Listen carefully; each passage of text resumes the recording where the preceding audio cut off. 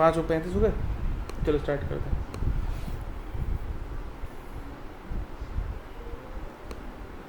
Hello everyone. Hello everyone.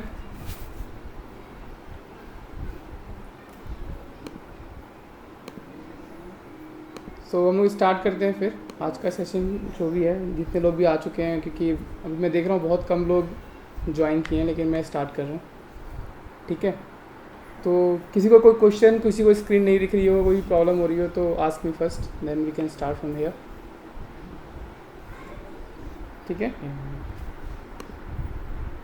क्या हिंदी बोल रहे थे कि हम हिंदी लैंग्वेज का ही यूज़ करेंगे। ठीक है, तो मैं सीधे एक्सेल में चलता हूँ। और कल जो हमने कवर किए थे पॉइंट्स, वो स्टार्टिंग के जो ग्रीन मार्क मैंने कर रखे हैं, इन्हीं को हमने कल कवर किया था। तो मैं एक बार ओवरव्यू दे रहा हूँ जो लोग बिल्कुल नए ज्वाइन हुए हैं आज उनके लिए। कल हमने बिल्कुल बेसिक एक्सेल को समझा था कि एक्सेल में क्या क्या होता है, क्या लिमिटेशंस हैं, और किस तरीके से हम एक्सेल में चीज़ों को स्टार्ट करते हैं। जो बिल्कुल लर्नर हैं या फिर जो फर्स्ट टाइम एक्सेल यूज़ करते हैं, उनको समझना होता है कि एक्सेल क्या होती है। तो शॉर्टकट कीज़ का जो रोल था, मैंने सिर्फ ये बताया था कि कोई भी फंक्शंस को या कोई भी फार्मूला को अगर ऑटोमेटिक उसको यूज़ करना है विदाउट एनी की प्रेस किए या विदाउट एनी माउस प्रेस किए, तो कुछ बटन्स होते हैं उसके थ्रू हम यूज़ कर सकते हैं, जो मैंने बताया था। यहाँ मैंने शॉर्टकट कीज़ लिखी हुई हैं, मैं आप लोग को शेयर कर दूँगा, या आप लोग खुद देख लेना कि क्या क्या कौन कौन सी चीज़ें हैं जो शॉर्टकट कीज़ में चलती हैं। जिसके पास मैक है, मैक में एक प्रॉब्लम होती है, माइक्रोसॉफ्ट बहुत ज़्यादा लेवरेज नहीं देता है मैक के लिए कि वो शॉर्टकट कीज़ को यूज़ कर सकें, बट विंडोज़ में 90% शॉर्टकट कीज़ यूज़ होती हैं, तो करनी चाहिए, क्योंकि शॉर्टकट यूज़ करने से काफ़ी फास्टली काम होता है और टाइम सेव होता है। अलाइनमेंट का मीन ये था कि अलाइनमेंट में कोई भी डेटा को जब हम प्रेजेंटेशन करते हैं तो उसकी अलाइनमेंट कैसी होनी चाहिए। ये जो पूरा सेक्शन आप देख रहे हो ऊपर, ये अलाइनमेंट का सेक्शन है, जिसमें डेटा को अलाइन कैसे करना है। जैसे ये एक डेटा था सिटीज़ का, तो मैंने बताया था कि अगर आप इसको राइट अलाइन करेंगे तो राइट हो जाता है, लेफ़्ट करेंगे लेफ़्ट हो जाता है, और सेंटर में करेंगे तो सेंटर अलाइन हो जाता है। इस टाइप की चीज़ें होती हैं। नंबर्स फॉर्मेट का मतलब होता है कि किसी भी नंबर की फॉर्मेटिंग को चेंज करना। लेट सपोज आपके पास कोई डेटा है, यहाँ पे आप देखो यहाँ लिखा हुआ है 100 100 100। अब मुझे इसको इंडियन करेंसी में चेंज करना है कि ये जो 100 है वो इंडियन करेंसी में दिखना चाहिए। तो इंडियन करेंसी, यहाँ पे आपके पास जो पूरा एक नंबर्स का ऑप्शन होता है, इस ऑप्शन में आपके पास बहुत सारी चीज़ें होती हैं जिस हिसाब से आप फॉर्मेटिंग को चेंज कर सकते हैं। अगर मैं चाहूँ कि ये जितने भी टारगेट की वैल्यू है ये मेरी इंडियन करेंसी में दिखनी चाहिए, तो यहाँ करेंसी का एक पूरा सेक्शंस होता है।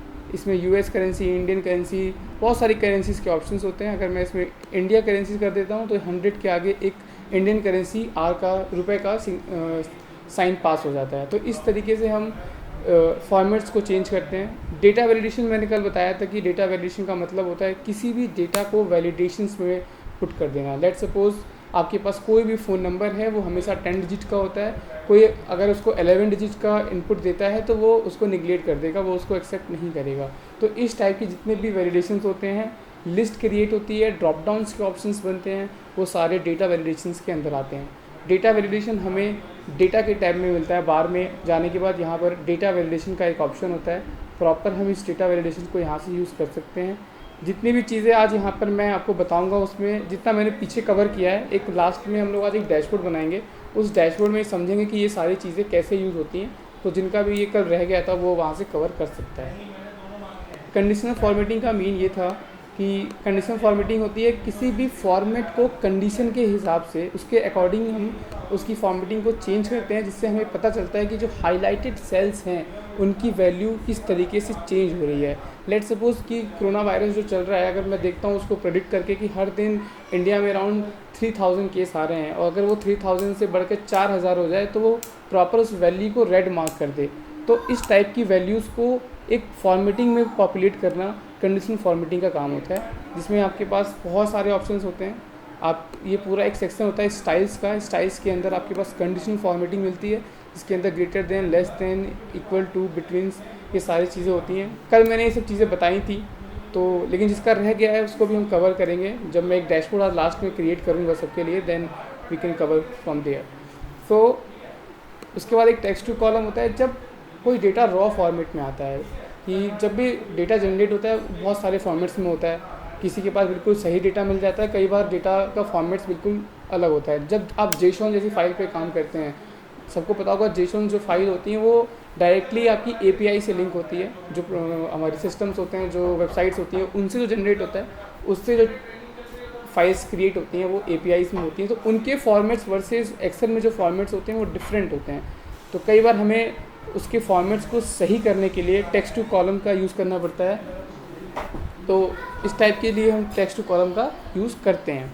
रिमूव डुप्लीकेट का मतलब है कि जब हम कोई भी वैल्यूज़, जो भी कोई भी कॉलम में अगर कोई वैल्यू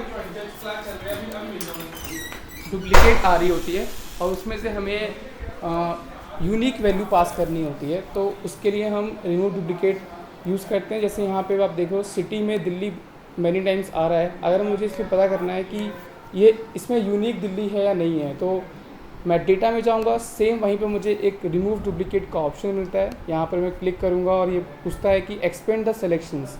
एक्सपेंड द सेलेक्शंस का मतलब होता है कि जिस चीज़ को आपने सेलेक्ट कर रखा है उसके साथ जितनी भी चीज़ें हैं, अगर आप देखोगे दिल्ली के साथ ये 3 कॉलम और हैं, इन तीनों कॉलम पर भी आप रिमूव डुप्लीकेट करना चाहते हो या सिंगल कॉलम पे ही आप रिमूव डुप्लीकेट करना चाहते हो। तो इसके लिए आपको समझना होगा कि किस टाइप से हमें करना है। जब आप डेटा यूज़ करते हो तब आपको पता होना चाहिए कि आप क्या कैसे यूज़ करोगे रिमूव डुप्लीकेट को। इसमें एक और ऑप्शन था, मैं इसलिए इसको अभी बता रहा हूँ क्योंकि ये बहुत इंपॉर्टेंट हो जाता है। Continue with the current selections. Continue with the current selections का मतलब है कि जिस चीज़ को आपने सेलेक्ट कर रखा है, जिस कॉलम को आपने हाईलाइटेड कर रखा है, सिर्फ उसी पर ये फॉर्मेट एप्लीकेबल होना चाहिए। अगर मैं इस तरीके से करता हूँ तो आप देखोगे इससे सारी जो वैल्यू थी इसमें डुप्लीकेट, उनको रिमूव कर दिया और यूनिक वैल्यू को पास कर दिया है, जो कि दिल्ली यहाँ पर अब 1 टाइम ही आ रहा है, जबकि पहले यहाँ पे 10 टाइम्स दिल्ली पॉपुलेट हो रहा था। इसी टाइप से होता है sorting and filters. Sorting and filters का मीन है यहाँ पर किसी भी डेटा को शॉर्ट करना है अपने अकॉर्डिंग। लेट सपोज कोई A to Z लेना है या Z to A लेना है, 1 to 100 लेना है या 100 to 1 लेना है, आप पे डिपेंड करता है कि आप उसकी डेटा को किस तरीके से यूज़ करना चाहते हो या किस तरीके से देखना चाहते हो। जैसे मैंने यहाँ पे एक डेटा सेट लिया हुआ था।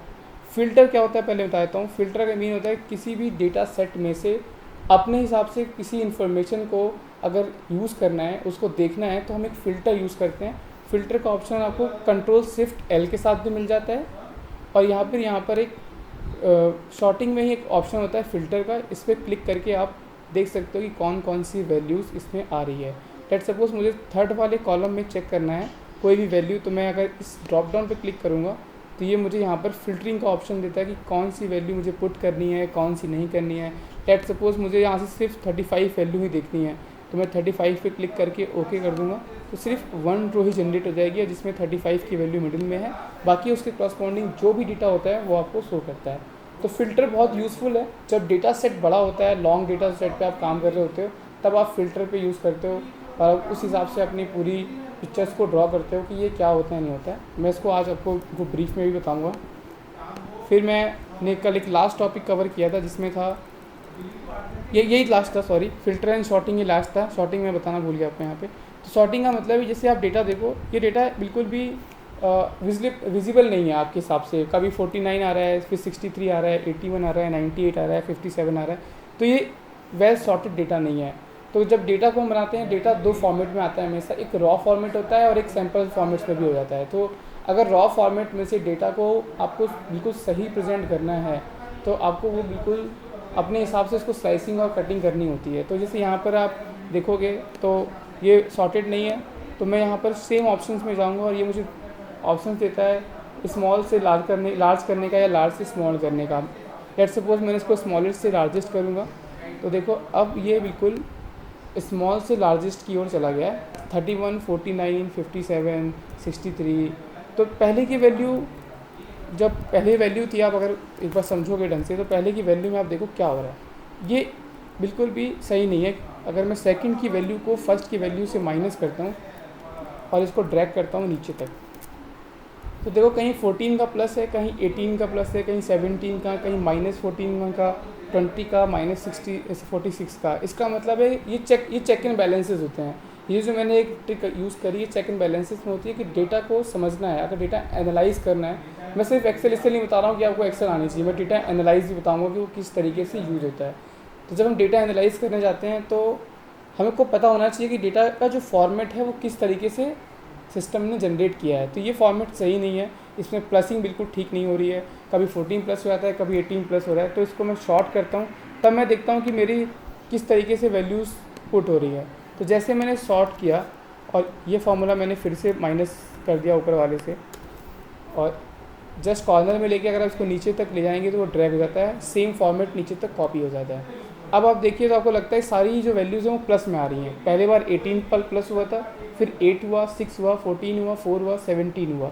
कोई भी माइनस की वैल्यू यहाँ पर पॉपुलेट नहीं हो रही है क्योंकि फॉर्मेटेड हो चुका है, और जो माइनस की सबसे जो लोवेस्ट वैल्यू थी वो ऊपर है और जो सबसे हाईएस्ट वैल्यू वो सबसे नीचे है। तो इन सब चीज़ों को यूज़ करने के लिए हमें सॉर्टिंग का यूज़ करना पड़ता है। तो कई बार ऐसा होता है कि शॉर्टिंग को अपने अकॉर्डिंग भी करना होता है। अगर मैं चाहूँ कि 63 ऊपर आए और उसके नीचे 88 आ जाए, तो हमें शॉर्टिंग में बहुत सारे ऑप्शंस मिलते हैं। यहाँ पर कस्टम सॉर्ट का एक ऑप्शन होता है, इसको आप लोग मैं बता दूँगा कहीं बाद में, थोड़ा लॉन्ग सेशन हो जाएगा। तो कस्टम सॉर्ट जो होता है वो अपने अकॉर्डिंग आप सॉर्ट करते हो, कोई वैल्यू कहीं और पुट करना है, किसी वैल्यू की अपने हिसाब से वैल्यूज़ को पुट करने के लिए हम यूज़ करते हैं। तो ये कल तक का सेशन था जो मैंने बताया था, मैंने अभी ओवरव्यू दे दिया कि हमने कल क्या क्या किया था। किसी को कोई क्वेश्चन हो यहाँ पर तो आस्क मी, मैं उसका आंसर देता हूँ अभी। तो किसी को कोई क्वेश्चन है या किसी को कोई प्रॉब्लम आ रही हो समझने में या जो भी है? एनीवन?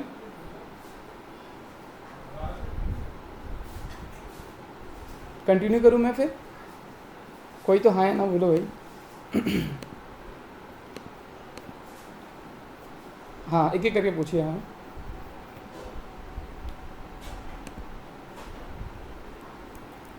हाँ, तो अभी मैं सिखा रहा हूँ, जब ये कॉल एंड हो जाएगी then I will send a sheet, और मैं कुछ क्वेश्चंस दूंगा, वो आपको सेंड करके मुझे मेल कर देना होगा, ठीक है?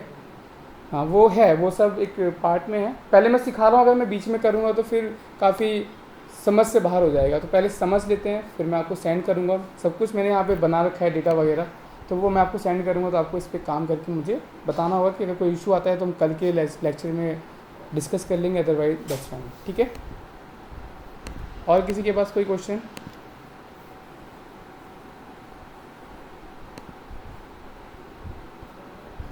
हाँ हाँ हाँ हाँ, सुन रहा हूँ मैं।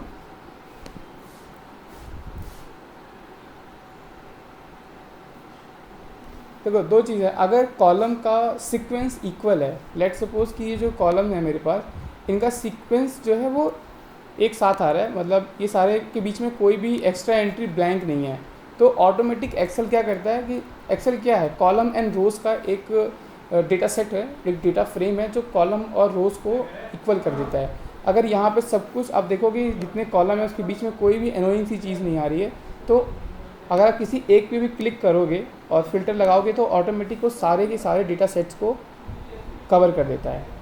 तो इस तरीके से वो एक्सेल का बाय डिफ़ॉल्ट फंक्शन ही है कि जैसे आप फिल्टर लगाओगे ऑटोमेटिक वो सारी की जितने भी कॉलम्स हैं उनको कवर कर लेगा। बट कई बार ऐसा होता है कि मुझे एक साथ सब पे नहीं चाहिए, मुझे सिर्फ पर्टिकुलर इस वाले पे ही लगाना था, जो डे 4 का डेटा है इसी के ऊपर फ़िल्टर एप्लीकेबल करना है।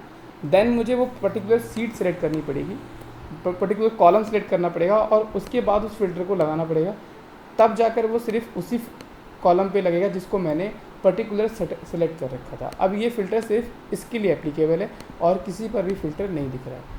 तो ये सब चीज़ें आपको फ़िल्टर में ही हैं। फ़िल्टर अगर डायरेक्टली लगाओगे तो वो सबको कवर करेगा और सिलेक्शन के साथ लगाओगे तो वो सिंगल वैल्यू को ही सिलेक्ट करेगा, ठीक है?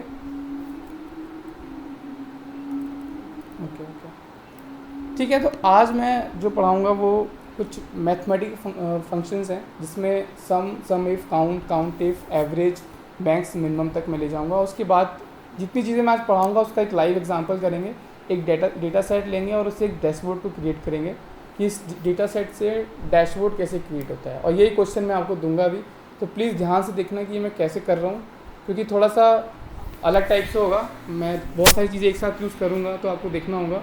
जहाँ भी प्रॉब्लम होगी आप मुझसे पूछ लेना कि ये कैसे हुआ।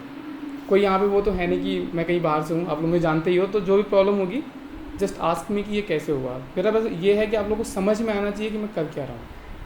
तो मैं यहाँ पे आज 6 से 7 फार्मूले कवर करूँगा और उसमें आपको बहुत सारी ऐसी चीज़ें होंगी जिसको आप समझने के बाद समझ में आएगा कि हाँ, जो हम डेली लाइफ में अगर कोई एक्सेल यूज़ करता है तो उसमें उसका क्या रोल है।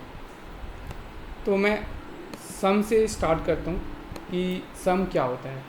सम एक मैथमेटिकल फंक्शन है जिसमें आपके पास इंटीजर्स वैल्यू का सम होता है, कभी भी टेक्सचुअल वैल्यू का सम नहीं होता है, या floating value, integer value, non textual value जो होती हैं उनका सम होता है। अगर बीच में कोई इंटीजर वैल्यू ना होकर, कोई नंबर वैल्यू ना होकर, नंबर इंटीजर आप सभी को पता होगा 1 2 3 जो होते हैं वो नंबर्स होते हैं, इंटीजर्स होते हैं, और अगर ABCD आ रहा है तो वो टेक्स्ट होता है। तो अगर कोई भी ABCD होता है तो उसको वो टेक्स्ट में नहीं लेगा, सम में नहीं लेगा, उसको मस्ट है कि वो एक इंटीजर वैल्यू को पास करें और वो सम की वैल्यू लेता है। सम जो है एक्सेल में 2 टाइप से आप सम लगा सकते हैं। जो बिल्कुल सही वे होता है वो सम का फॉर्मूला होता है। फॉर्मूला क्या होता है मैं एक बार बता देता हूँ। इक्वल के साथ एक्सेल में जो भी चीज़ें आप प्रिंट करते हो, इक्वल के साथ जो भी चीज़ें आप लिखोगे वो फॉर्मूला बोलते हैं। जैसे मैंने इक्वल किया और एस लिखा तो आपके पास बहुत सारे ऑप्शंस आ गए। ये फार्मूला हैं, ये फंक्शंस हैं एक्सेल के जो बाय डिफ़ॉल्ट हैं। बाय डिफ़ॉल्ट फंक्शन वो होते हैं जो एक्सेल ने हमें खुद से प्रोवाइड कर रखे हैं, यूज़र डिफाइंड नहीं है, बाय डिफ़ॉल्ट है। यूज़र डिफाइंड होते हैं अगर मैंने कोई फंक्शन बनाया तो वो यूज़र डिफाइंड होता है, और जो बाय डिफ़ॉल्ट फंक्शन जो एक्सेल ने खुद हम लोग को दे रखा है वो सारे बाय डिफ़ॉल्ट फंक्शंस होते हैं। जैसे मैंने लिखा एस तो आप देखो बहुत सारे ऑप्शंस आ गए फार्मूला के। ये सारे फार्मूला हम यूज़ कर सकते हैं इस पर्टिकुलर सेल में जिसको मैंने क्लिक कर रखा है। तो ये इसी तरीके से हम कोई भी फंक्शन लगाते हैं। सम की बात करते हैं। सम का सिंपल रोल है कि कोई भी वैल्यू है उसको सम कर दो। कई बार हमसे पूछते हैं कि जो ये रेवेन्यू आया है इसको रेवेन्यू को सम करके बताओ कितना है। तो जस्ट हम एक फार्मूला लगाते हैं यहाँ पर। मैं यहाँ पर लगा रहा हूँ फार्मूला इक्वल टू SUM। जैसे मैंने SUM लिखा उसने सम के मुझे बहुत सारे फार्मूला दिखा दिए। सम इफ, सम ऑफ प्रोडक्ट्स क्या होता है, सम क्यूज़ क्या होते हैं। सम मैं यहाँ पे यूज़ कर रहा हूँ। सम पे मैंने क्लिक किया। जैसे आप सम पे क्लिक करते हो ये आपको एक तरीके से नोटिफिकेशन देता है कि आपको क्या यूज़ करना है। आपको इसने बताया कि आप नंबर लो। यहाँ पे नंबर 1 मैंने स्टार्टिंग में बताया था हमेशा सम नंबर पे काम करता है, टेक्स्ट की वैल्यू पे सम काम नहीं करता है। तो देखोगे आप तो ये नंबर 1 है, ये नंबर 2 है। कितने भी नंबर हो आप उसको सिलेक्ट कर लो, सम हो जाएगा। मेरे पास एक हॉरिजॉन्टल सम करना है मुझे। जितनी वैल्यू यहाँ पर आ रही हैं स्टार्टिंग की 3, मैंने इनको बस सिलेक्ट किया, यहाँ से लेकर इनको सिलेक्ट कर लिया और मैंने एंटर किया। तो आप देखो 600 इनका सम है। ये जो 3 वैल्यूज़ थी इनका सम हो गया। बहुत इजी है। सम लिखा मैंने, प्रेस किया, नंबर सेलेक्ट किया और ये यहाँ पर सम हो गया। चाहे वो हॉरिजॉन्टल हो, वर्टिकल हो, किसी टाइप से भी आपको सम करना है, आप सम लिखो, इसको सिलेक्ट करो और सम हो जाता है। अगर कोई वैल्यू बीच में मिस है और कोई वैल्यू उसके नीचे आ रही है तब भी ये फार्मूला काम कर देता है। मतलब इस फार्मूला को आप किसी तरीके से भी 360 यूज़ कर सकते हो। मैंने पूरी वैल्यू सेलेक्ट करी, इतना पार्ट, इसको सम किया, फिर से वो 600 आ गया। मल्टीपल रेंज है। आप मल्टीपल रेंज में सम थोड़ा अलग टाइप से होता है। तो सम भी हमें मतलब एक तरीके से अगर सिंगल सेल्स है तो भी वो नंबर होता है और मल्टीपल सेल्स है तब भी वो नंबर ही होता है। लेट्स सपोज मेरे पास 2 कॉलम है, एक ये वाला कॉलम है, एक ये वाला कॉलम है। अगर मुझे दोनों का सम करना है तो मैं पहले फर्स्ट वाले कॉलम को करूँगा सम।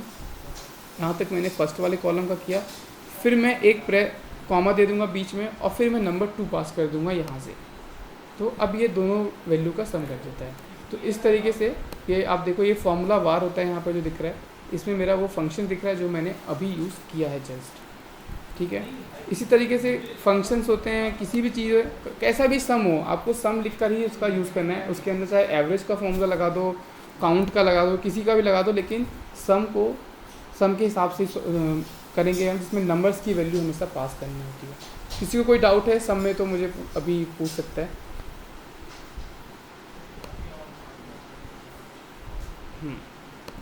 हाँ बोलो।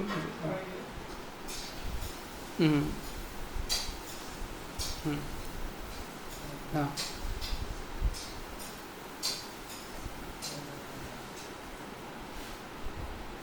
देखो जिसके पास जिसके पास विंडोज़ है, मैं थोड़ा मैक यूज़ कर रहा हूँ तो उसमें ऑप्शंस थोड़े कम होते हैं।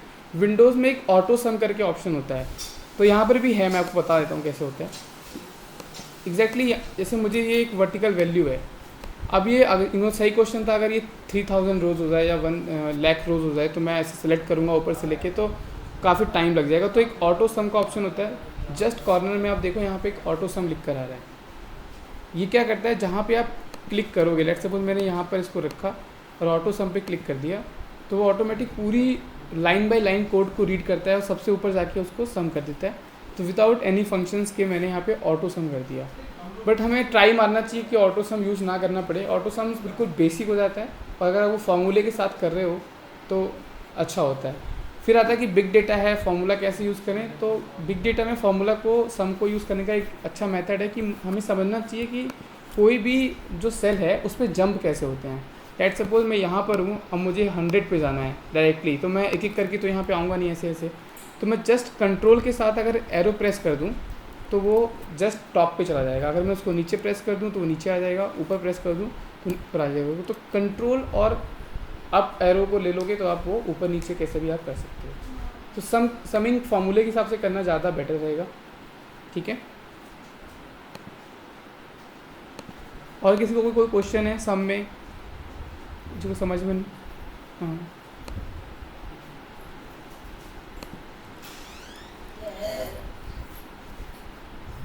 हाँ,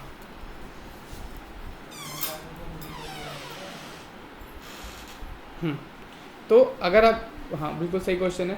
तो अगर आप चाहते हो कि ये कॉलम सिलेक्ट रहे, उसके नेक्स्ट वाला कॉलम भी सिलेक्ट हो जाए, तो उसके लिए शिफ्ट भी कंट्रोल के साथ यूज़ करना पड़ेगा। अगर कंट्रोल शिफ्ट दोनों यूज़ कर लेते हो आप और उसके साथ कितनी भी रो सेलेक्ट करना चाहो तो आप सेलेक्ट कर सकते हो। तो शिफ्ट क्या करता है, शिफ्ट उस वैल्यू को एक तरीके से कंज्यूम कर लेता है जिसको आप प्रेस करना चाहते थे। तो अगर मैंने बोला कि वर्टिकल को पूरा सेलेक्ट कर लूँ, तो वर्टिकल को मैंने पूरा सेलेक्ट कर लिया और उसके बाद मैं शिफ्ट को प्रेस करके अगर इधर जाना चाहूँ तो मैं जा सकता हूँ, किधर भी जाना चाहूँ तो मैं जा सकता हूँ। तो इस तरीके से आप किसी भी वैल्यू को ऊपर नीचे आगे पीछे करना चाहते हैं तो आप शिफ्ट प्रेस कर लें और उसके साथ उसको मूव कर सकते हैं। 360 मूव होता है, कोई प्रॉब्लम नहीं है। ठीक,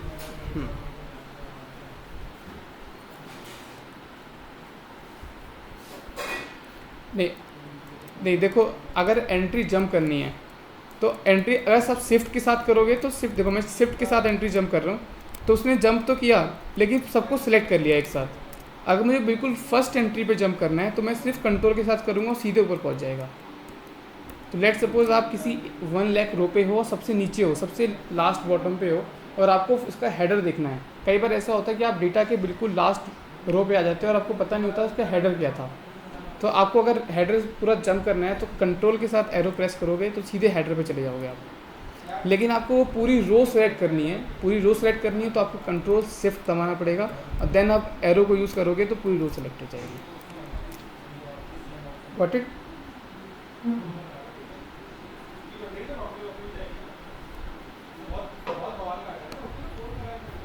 okay, so I am moving to next topic on sum if. ये काफ़ी अच्छा फंक्शन है, मतलब अच्छा इसलिए क्योंकि कभी भी स्ट्रेट डेटा नहीं होता आपके पास। डेटा आपको स्ट्रेट फॉर्मेट में नहीं मिलेगा, हमेशा वो एकदम माइनिंग डेटा नहीं होगा। आपको डेटा माइन करना पड़ेगा, समझना पड़ेगा, कंडीशंस होंगी। तो कंडीशंस डेटा होता है तो उसमें हमें सम इफ़ का यूज़ करना पड़ता है। सम इफ़ क्या है मैं बताता हूँ। सम ये होता है कि सम था कि आपने रैंडम सम कर दिया। यहाँ पर मैंने रैंडम सम कर लिया, जितने भी कॉलम में डेटा था मैंने उठाया और उसको सम कर दिया सीधे सीधे। बट किसी ने मुझसे पूछा यार मुझे सबका सम नहीं चाहिए, मुझे तो सम उनका चाहिए जिसका मैं चाहता हूँ। तो ये एक डेटा सेट है छोटा सा, ब्रेक्स का, टायर्स का और सर्विसेज का। ये कार का डेटा है। अगर आप देखो तो किसी ने मुझसे बोला कि यार सम तो सभी का आ रहा है, मुझे सिर्फ सम जानना है ब्रेक का, जो ब्रेक आइटम है उनका सम जानना है। तो अब क्या हुआ, एक डेटा सेट में एक कंडीशन किसी ने दे दी मुझे ब्रेक की। डेटा सेट में बहुत सारा डेटा था लेकिन किसी को सिर्फ ब्रेक का डेटा जानना है। वैसे ही सेम वैसे ही होता है जब आप किसी लिस्ट को देखते हो। आप कोविड का डेटा देख ही रहे हो आजकल। तो अगर कोई कहे सिर्फ मुझे दिल्ली का डेटा देखना है, डेटा सबका जनरेट हो चुका है लेकिन आपको सिर्फ दिल्ली का ही डेटा देखना है, तब आप क्या करते हो, उसमें एक सम इफ़ कंडीशन लगाते हो और सम इफ़ कंडीशन में आप ये बोलते हो कि सिर्फ मुझे दिल्ली का सम करना और जितना सम हो रहा है उसको नहीं करना है।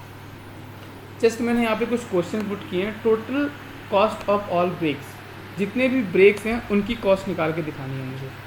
आपके बॉस या कोई भी आपसे पूछते हैं कि यार इस पर्टिकुलर जो मेरी सर्विसेज थी फ्लिपकार्ट पे, इतने सारे सामान जो हम बेचते हैं उसमें सिर्फ मुझे ये चेक करना है कि हमने ब्रेक कितने बेचे हैं।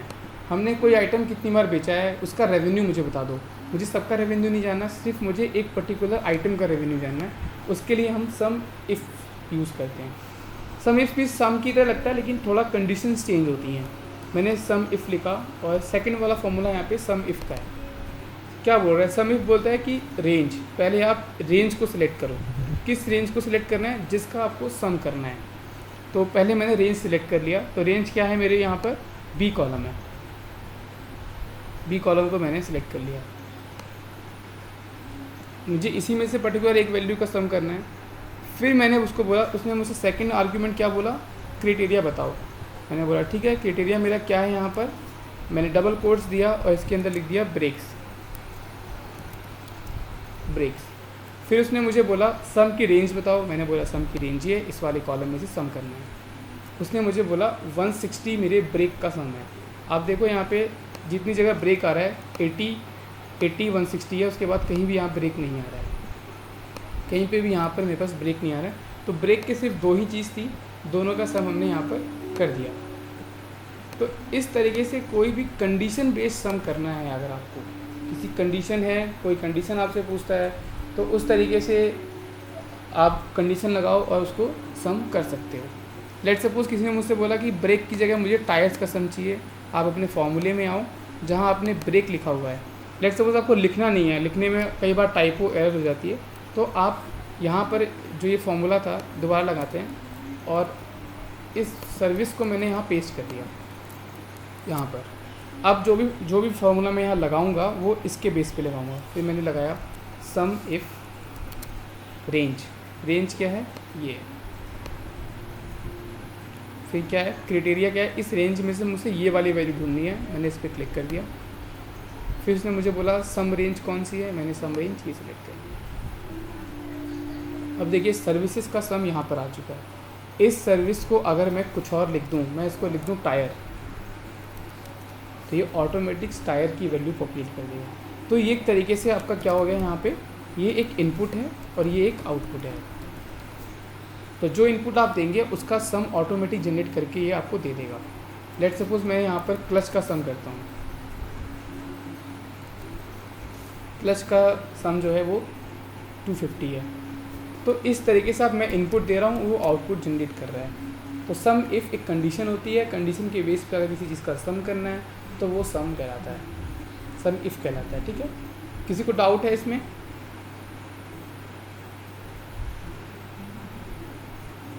किसी को कोई डाउट हो तो पूछ सकता है सम में, अभी भी सम इफ में। ठीक है।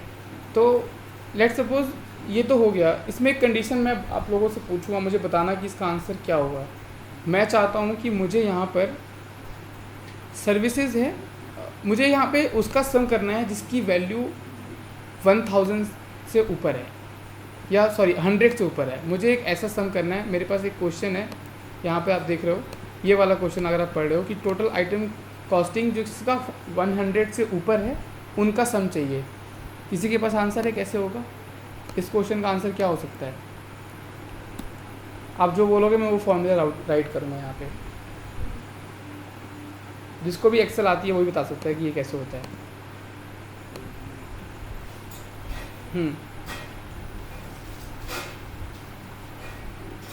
अच्छा, और किसी के पास आंसर है?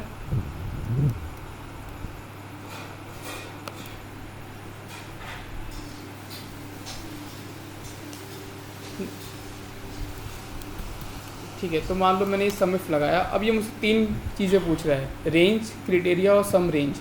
रेंज क्या होगी यहाँ पर? ठीक है, मैंने कॉस्ट सेलेक्ट कर लिया पहले।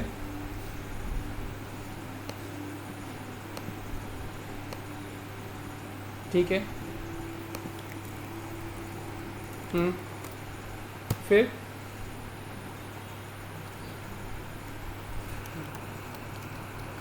तो ये बिल्कुल ठीक आंसर है कि अगर कोई सम अगर मुझे अपने अकॉर्डिंग देखना है कि वो 100 से ऊपर है, 100 से नीचे है, अगर मैं इसको लेस देन कर दूँ, ग्रेटर देन कर दूँ, तो इस तरीके से ये सम को क्रिएट कर देता है।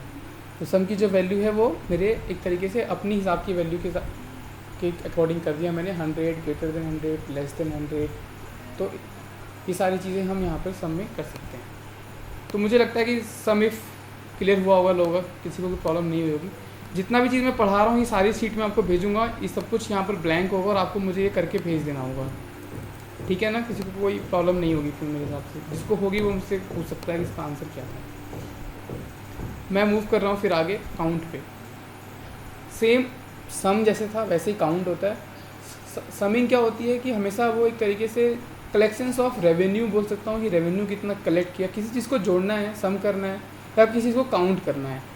अगर काउंट करना है तो उसकी वैल्यू क्या होगी और सम करना है तो वैल्यू क्या होगी। सिंपल है, अगर 4 4 4 3 टाइम्स आ रहा है तो उसका काउंट 3 है, लेकिन जो सम है उसका 12 है। तो सेम चीज़ है कि अगर मुझे काउंट करना है तो मुझे फॉर्मूला सेम सम की तरह यूज़ होगा। तो मैं बताता हूँ कि जैसे ये 3 चीज़ें थी मेरे पास, इनका मुझे काउंट करना है। अगर मैं इनका सम करूँगा तो क्या आएगा, 60 आएगा। अगर मैं सम यूज़ करता हूँ तो 60 आएगा, अगर मैं काउंट करता हूँ तो 3 आएगा। दैट्स मीन कि 3 नंबर से मिलकर मेरा 60 बना। जैसे यहाँ पे अगर मैं बोलता हूँ ये मैंने यहाँ पे पहले इसका सम करता हूँ और यहाँ पे काउंट करता हूँ और मैंने यहाँ पे लगाया सम और इन चीज़ों को सिलेक्ट कर लिया मैंने, तो 60 है। पर ये जो 60 बना इसके अंदर नंबर्स कितने थे, कितने नंबर से 60 जनरेट हुआ है। तब मैं काउंट लगाता हूँ। काउंट क्या करता है, इक्वल टू COUNT काउंट। ये सेम वैसे जैसे सम था ना, सम में बोलता था कि यहाँ पर वैल्यू 1 है, वहाँ पे नंबर 1 होता था। यहाँ वैल्यू है तो मैंने वैल्यू सेलेक्ट कर लिया। तीनों वैल्यू में एक साथ सेलेक्ट करता हूँ और ये देखिए जो 60 बना है वो 3 नंबर से बना हुआ है, 3 अलग अलग इंटीजर्स हैं, उनसे 60 का सम है। तो इस तरीके से अगर आप देखोगे तो आपको मालूम चल जाएगा कि जो सम है और काउंट में क्या फ़र्क है। अगर मैं इसको ड्रैग कर दूँ, फार्मूला ड्रैग कैसे होता है मैंने आपको बताया। इसको सिलेक्ट करो किसी फार्मूला को और नीचे तक पुट कर दो, ये इसको ड्रैग कर देगा। या फिर आप इसको सम करो और नीचे तक इसको शिफ्ट के साथ प्रेस करके कंट्रोल D कर दो तो ये ऑटोमेटिक सम कर देता है। तो कंट्रोल D भी आपको ड्रैग का ऑप्शन देता है, या फिर आप राइट कॉर्नर में लेके उस पर्टिकुलर सेल को सिलेक्ट करके अगर ड्रैग करते हैं तो वो जो फॉर्मूला होता है वो ऑटोमेटिक वहाँ तक जनरेट हो जाएगा जहाँ तक आप चाहते हो। तो काउंट बहुत सिमिलर है सम की तरह, बस सम होता है, समिंग होती है, काउंट में नंबर्स काउंट हो जाते हैं कि उसके बीच में कितने काउंट्स आ रहे हैं। तो काफ़ी हद तक आई थिंक सबको मालूम चल चुका होगा कि ये क्या है। अब मेरा एक क्वेश्चन है कि अब देखो यहाँ तक तो सम बिल्कुल ठीक हुआ, यहाँ तक जो काउंट था। अब सिर्फ काउंट पे फोकस करते हैं, मैं सम को यहाँ पे फोकस नहीं कर रहे। काउंट आप देखो, ये अगर कोई वैल्यू बीच में मिस हो रही है तो उस वैल्यू को काउंट नहीं करता है। अब मुझे कोई आंसर दे कि ये जो 3 चीज़ें तो यहाँ पर थी, फिर इसने काउंट 2 ही क्यों किया, इसका आंसर में 2 क्यों आया। यहाँ पे 3 चीज़ें हैं, फिर इसने 2 क्यों दिया इसका। मुझे कोई वो बताएगा जिसको एक्सेल कम आती है, मतलब जो एक्सेल में बिल्कुल न्यू है, अभी बिगिनर है बिल्कुल।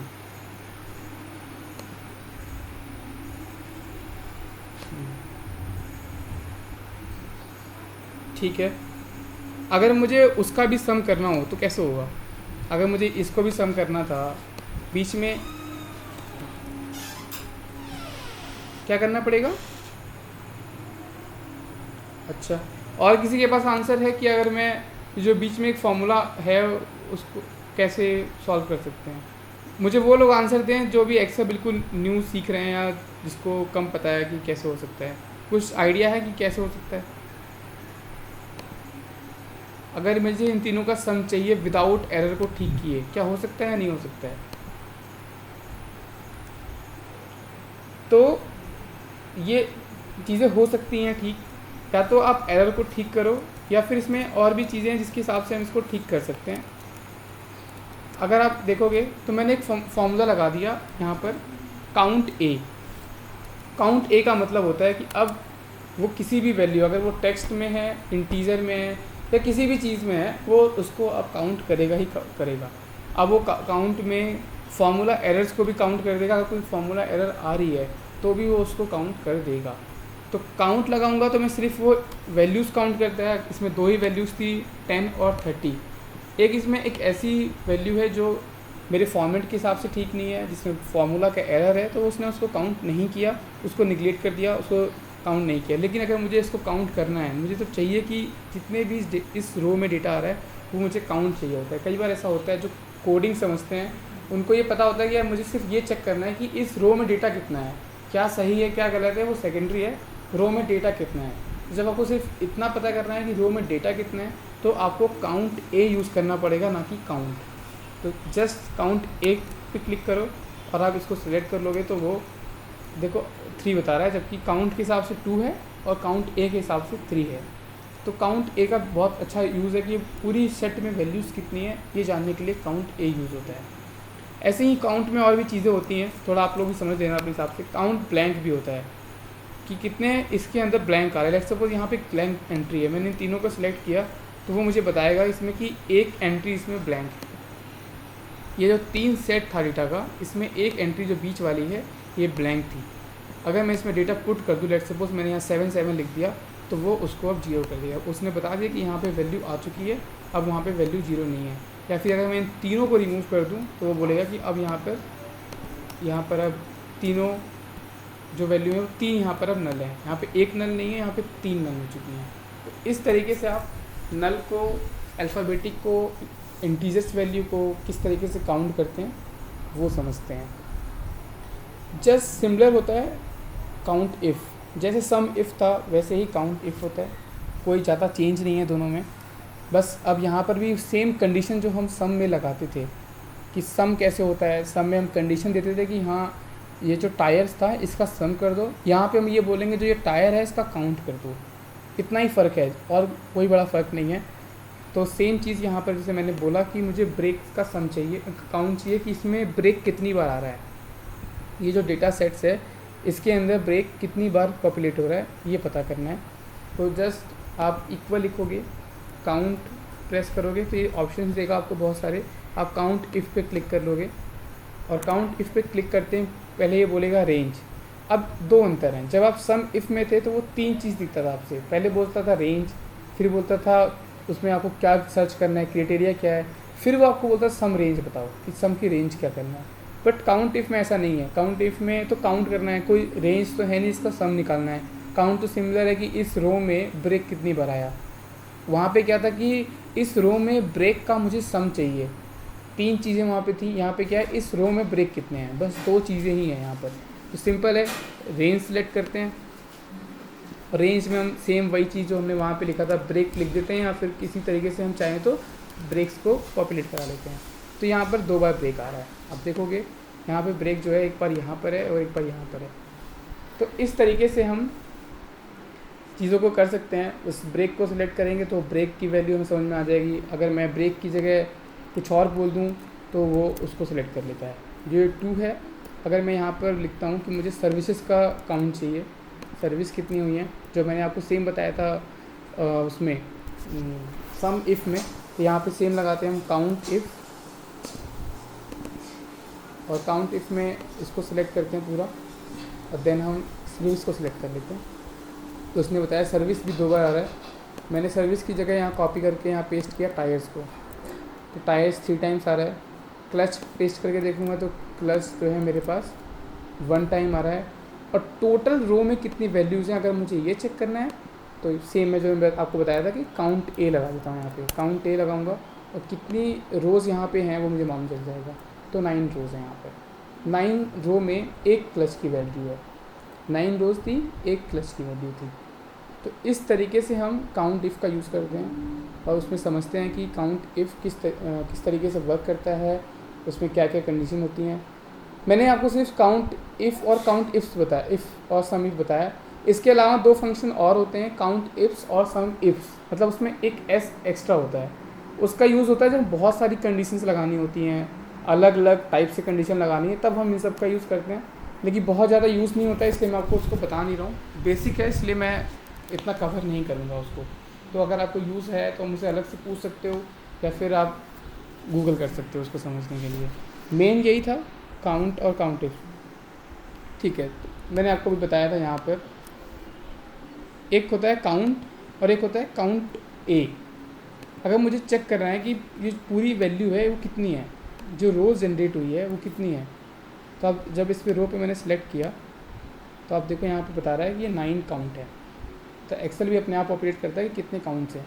यही मैंने यहाँ पर क्या किया, काउंट ऑल है ये एक तरीके से। और ये सिर्फ क्लच का काउंट है। क्लच 1 है और काउंट इसमें 9 है। कई बार आपसे कोई क्वेश्चन पूछ देगा कि यार ये बताओ कि जितने आइटम्स मेरे पास हैं उसमें क्लच कितने थे। आपने बोला सर आइटम तो 9 है, उसमें क्लच मेरे पास एक ही है। उसने बोला ठीक है क्लच एक है तो ब्रेक कितने थे, आपने यहाँ ब्रेक लिख दिया। सर क्लच में ब्रेक 2 थे, ऑल काउंट 9 था, तो ऑल काउंट हमेशा 9 रहा और जो उसमें ब्रेक का काउंट है वो 2 हो गया। लोग आपसे पूछ सकते हैं कि ठीक है मुझे ये समझ में आ गया, इसकी परसेंटेज क्या है, कितने परसेंट इसमें ब्रेक हैं। तो वो उसको हम थोड़ा आगे कवर करेंगे कि परसेंटेज कैसे निकाली जाती है और वो किस तरीके से काम करती है, परसेंटेज क्या होती है, परसेंटेज निकालने के लिए क्या करना होता है। थोड़ा सा मैं आपको भी बता देता हूँ। जैसे किसी ने आपसे ये पूछ लिया कि मुझे ये बताओ इस डेटा सेट में कितने परसेंट ब्रेक है और कितने परसेंट टायर है, कितने परसेंट क्लच है। ये 3 क्वेश्चन आपने किसी ने आपसे पूछ दिए, तो आप कैसे करोगे।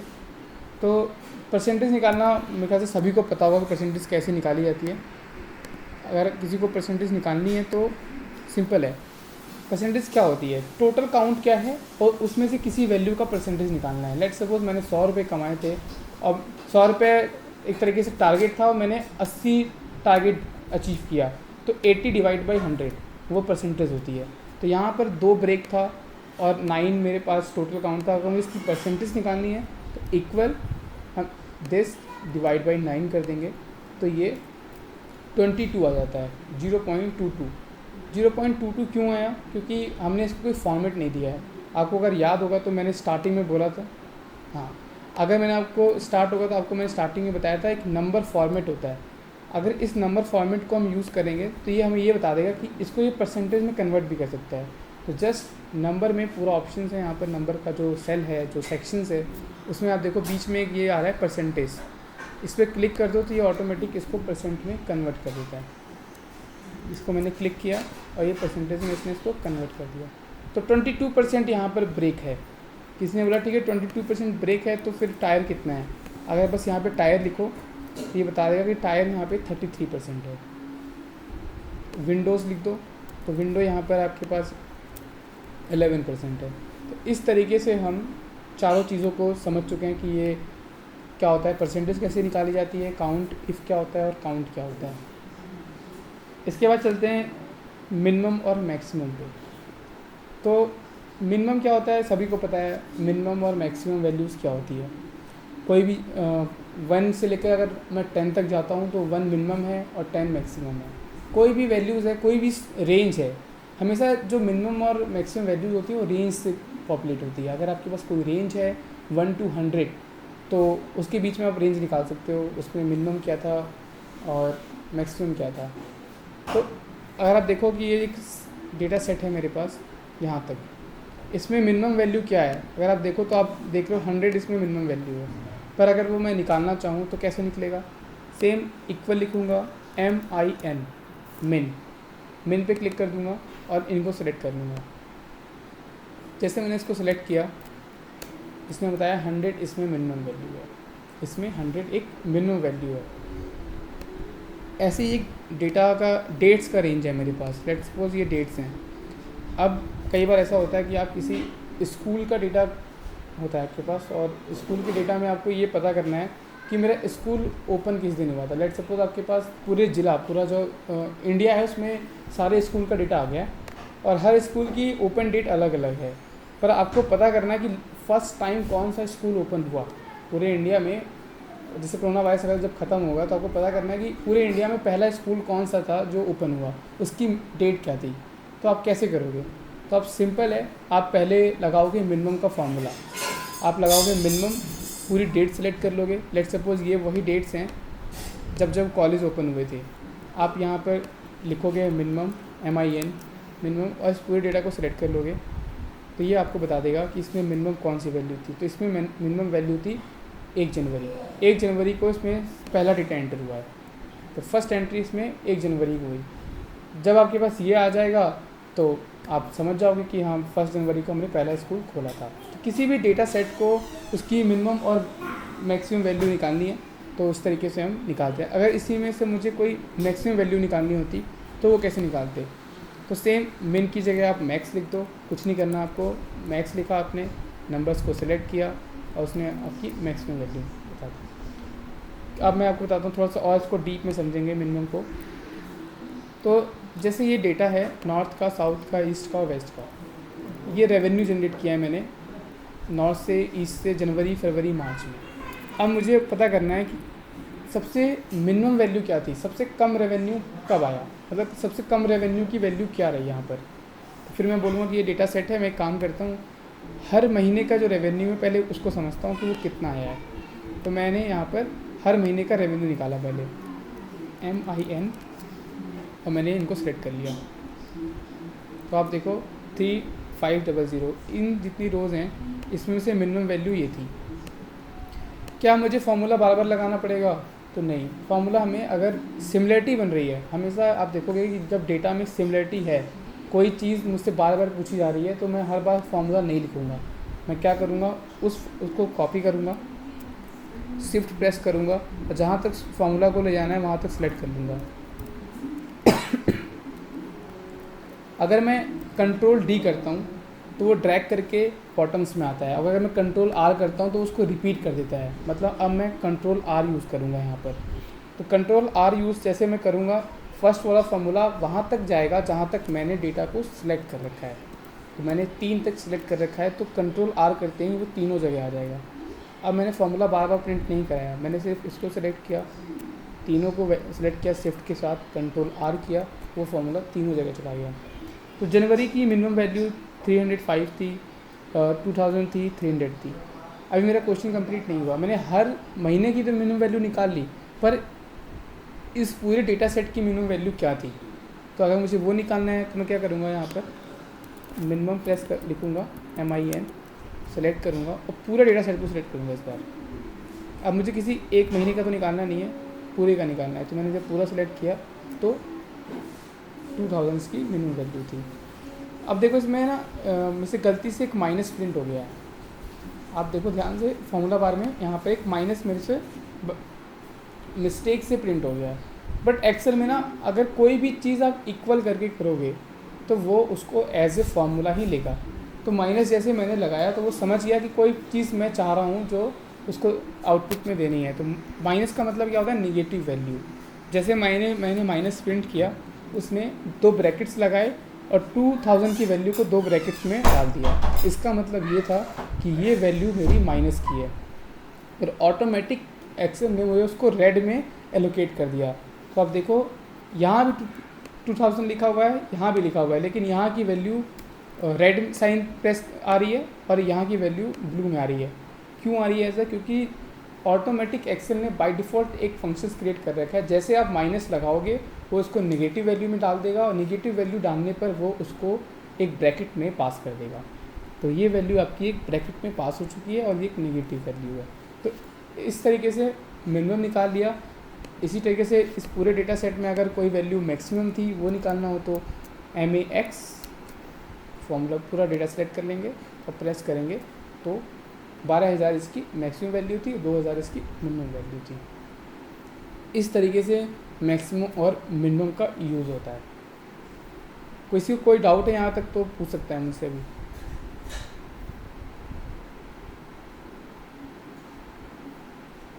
एनीवन? ठीक है, आई होप कि लोगों को इतना प्रॉब्लम नहीं हो रही होगी। अब सभी ने मैथ तो पढ़ी है, तो एवरेज क्या होता है वही पता ही होगा कि काउंट्स डिवाइड बाई कर दो तो आ जाता है एवरेज। तो एक्सेल भी आपको इतना सोचने की, इतना दिमाग लगाने की ज़रूरत नहीं है कि मैथ में कैसे निकालते हैं और किसी चीज़ को कैसे एवरेज निकाला जाता है। ये सिंपल एक फार्मूला देता है आपको एवरेज का।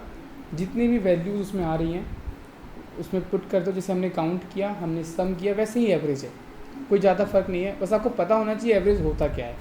तो सिंपल है, अगर मुझे ये मंडे से लेकर संडे तक इतने पैसे मैंने कमाए हैं, कभी 30 रुपये, कभी 31 रुपये, 32 रुपये। मुझे किसी ने पूछा है मुझे बताओ कि एवरेज पैसा तुमने कितना कमाया है पिछले 7 दिनों में, तो आप क्या करोगे? अब पूरी मैथ तो लगाओगे नहीं कि प्लस करूँ फिर उसको डिवाइड कर दूँ उसकी काउंट से, इतना करने का तो किसी पर टाइम है नहीं। सिंपल करेंगे, हम एवरेज लिखेंगे।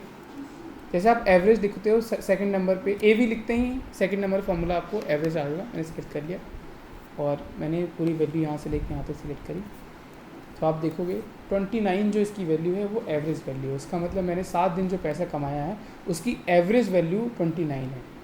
चाहे मैंने किसी दिन 26 भी कमाया हो, किसी दिन मैंने 30 भी कमाया हो, लेकिन जो मिड वैल्यू है, जो मीन आ रहा है, उसका मीन वैल्यू 29 ही आ रही है। तो इसी तरीके से एवरेज कैलकुलेट होता है। लेट सपोज ये एक डेटा है। अब मुझे बताओ अगर कहीं जीरो आ रहा है तो क्या वो एवरेज में काउंट होता है या नहीं होता है? किसी को पता है? जीरो एवरेज में काउंट होता है या नहीं होता है? हाँ ठीक है, तो एवरेज जीरो में काउंट नहीं होता है क्योंकि वो एक तरीके से जीरो लिखा हो या नल लिखा हो, बात तो एक ही है। हाँ, तो एवरेज के फॉर्मूला में उसको वो ना तो सम कर रहा है, ना डिवाइड कर रहा है, ना काउंट कर रहा है।